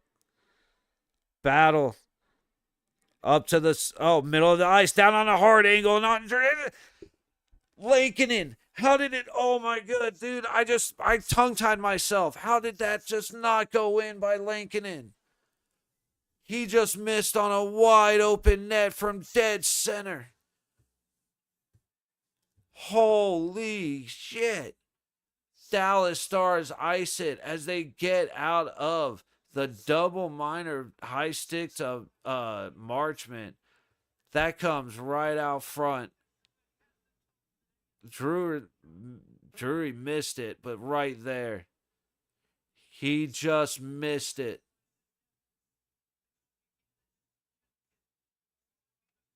Oh, it did go off his glove. What a job helping out your guy. Who was that? I don't even know who that was that made the glove. Oh, 23. Lindell barely got a hand on the puck.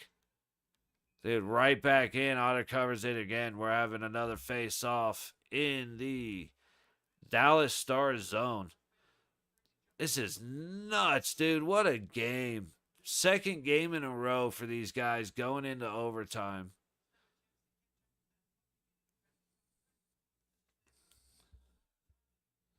And that was Manson trying to cut through.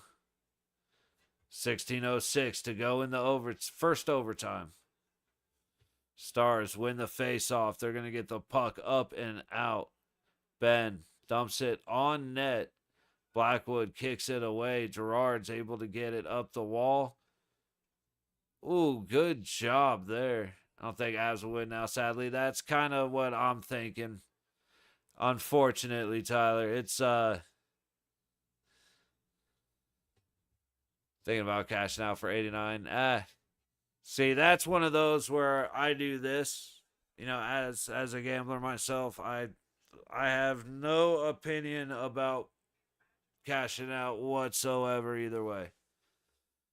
It's unfortunately they didn't score on the power play, and then like I said, Lincoln ends up Lindell tips that Lincoln shot. Don't know if it was going in or not, but it definitely didn't.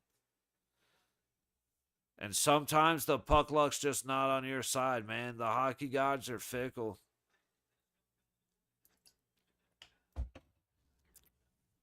Puck comes all the way down. No icing.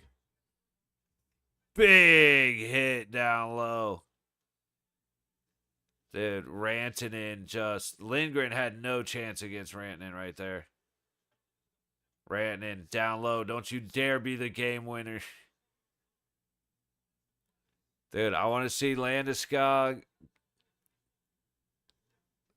Kelly stops up. Big shot. Stopped out high. Makar sends it down low. O'Connor down around the boards. All the way up to the point. McKinnon. All the way up high. O'Connor trying to get it across to Taves. He does. Taves going to send it all the way around to McKinnon.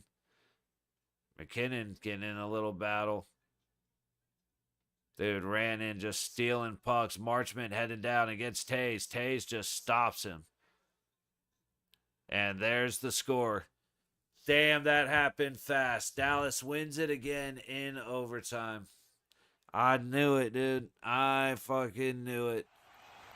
I don't know if you did end up. Oh, I didn't mean to click the cheers, but hey, yeah, woo, Dallas, woohoo.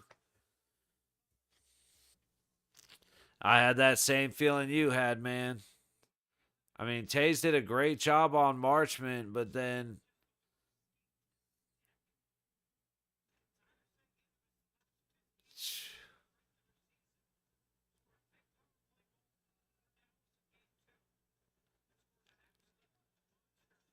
unbelievable, dude. Sagan just comes out of nowhere to help out Marchment. It goes to a skate, goes to a stick, and Blackwood just didn't hold the post when the cash out but missed it. Oh well, yeah, hey, that's a bummer, Tyler.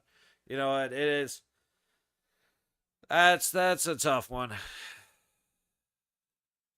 Like you said, man. Oh well, the life of a gambler, you know. But that was a very exciting game.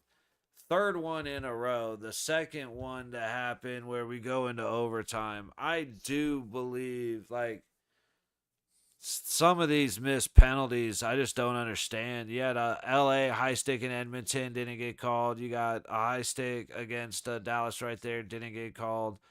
bunch of trips and hooks and all kinds of shit just completely getting ignored, which it's playoffs. I get that. But there are times where you cannot miss a hook on a goal scoring opportunity. You can't miss a trip that causes a turnover when they go down and score. Like, there have been some crazy things, some crazy calls made and some crazy calls missed that I just don't understand. I mean, that one, it was an obvious high stick. The ref's looking right at it because the puck's right there.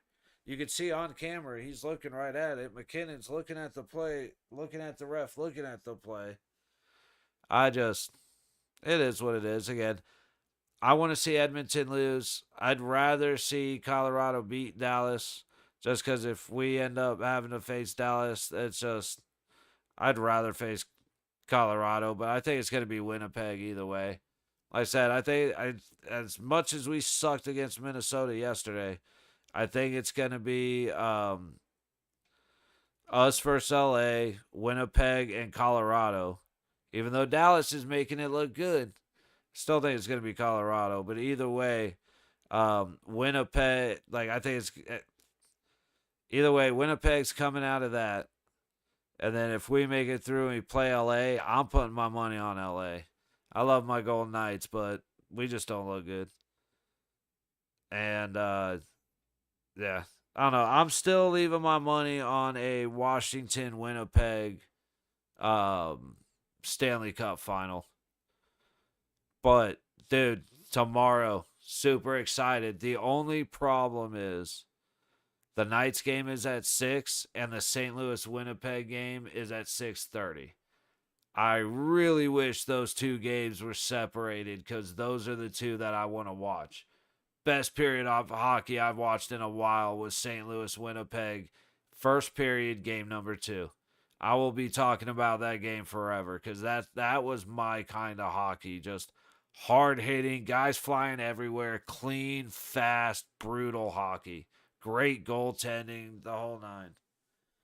So, very excited for that. We've got 3 games tomorrow, I believe. Or do we have 4? 3:30. We do have 4. Okay. So 3:30, Panthers at the Lightning, and Maple Leafs at Ottawa. So game 2 for Florida Lightning. I was not expecting the game that we got. I thought it would be way tighter, but Florida just came in kicking ass. And now I think Florida's going to win game 2, but I think Tampa's going to absolutely physically destroy the shit out of Florida. Just beat them down as much as they can. Maple Leafs Senators. Maple Leafs up 2-0. So we'll be dual streaming. We'll be watching both of those. Don't have much hope for Ottawa. Never did. Think Toronto's taking it. And then Golden Knights, Minnesota at 6 in Minnesota. And Jets Blues in St. Louis at 6:30. I think I'm more excited for that. As a Knights fan, I am more excited for that than the Golden Knights game because, like I said, that series so far, those 2 games have been the best hockey I've watched in a long time. So, looking forward to watching those 2 go back to beating the hell out of each other. But that does it for me for now. So, probably do it the same way we've been doing it. Stream will start at 4. We'll watch the first period of Florida. Or sorry.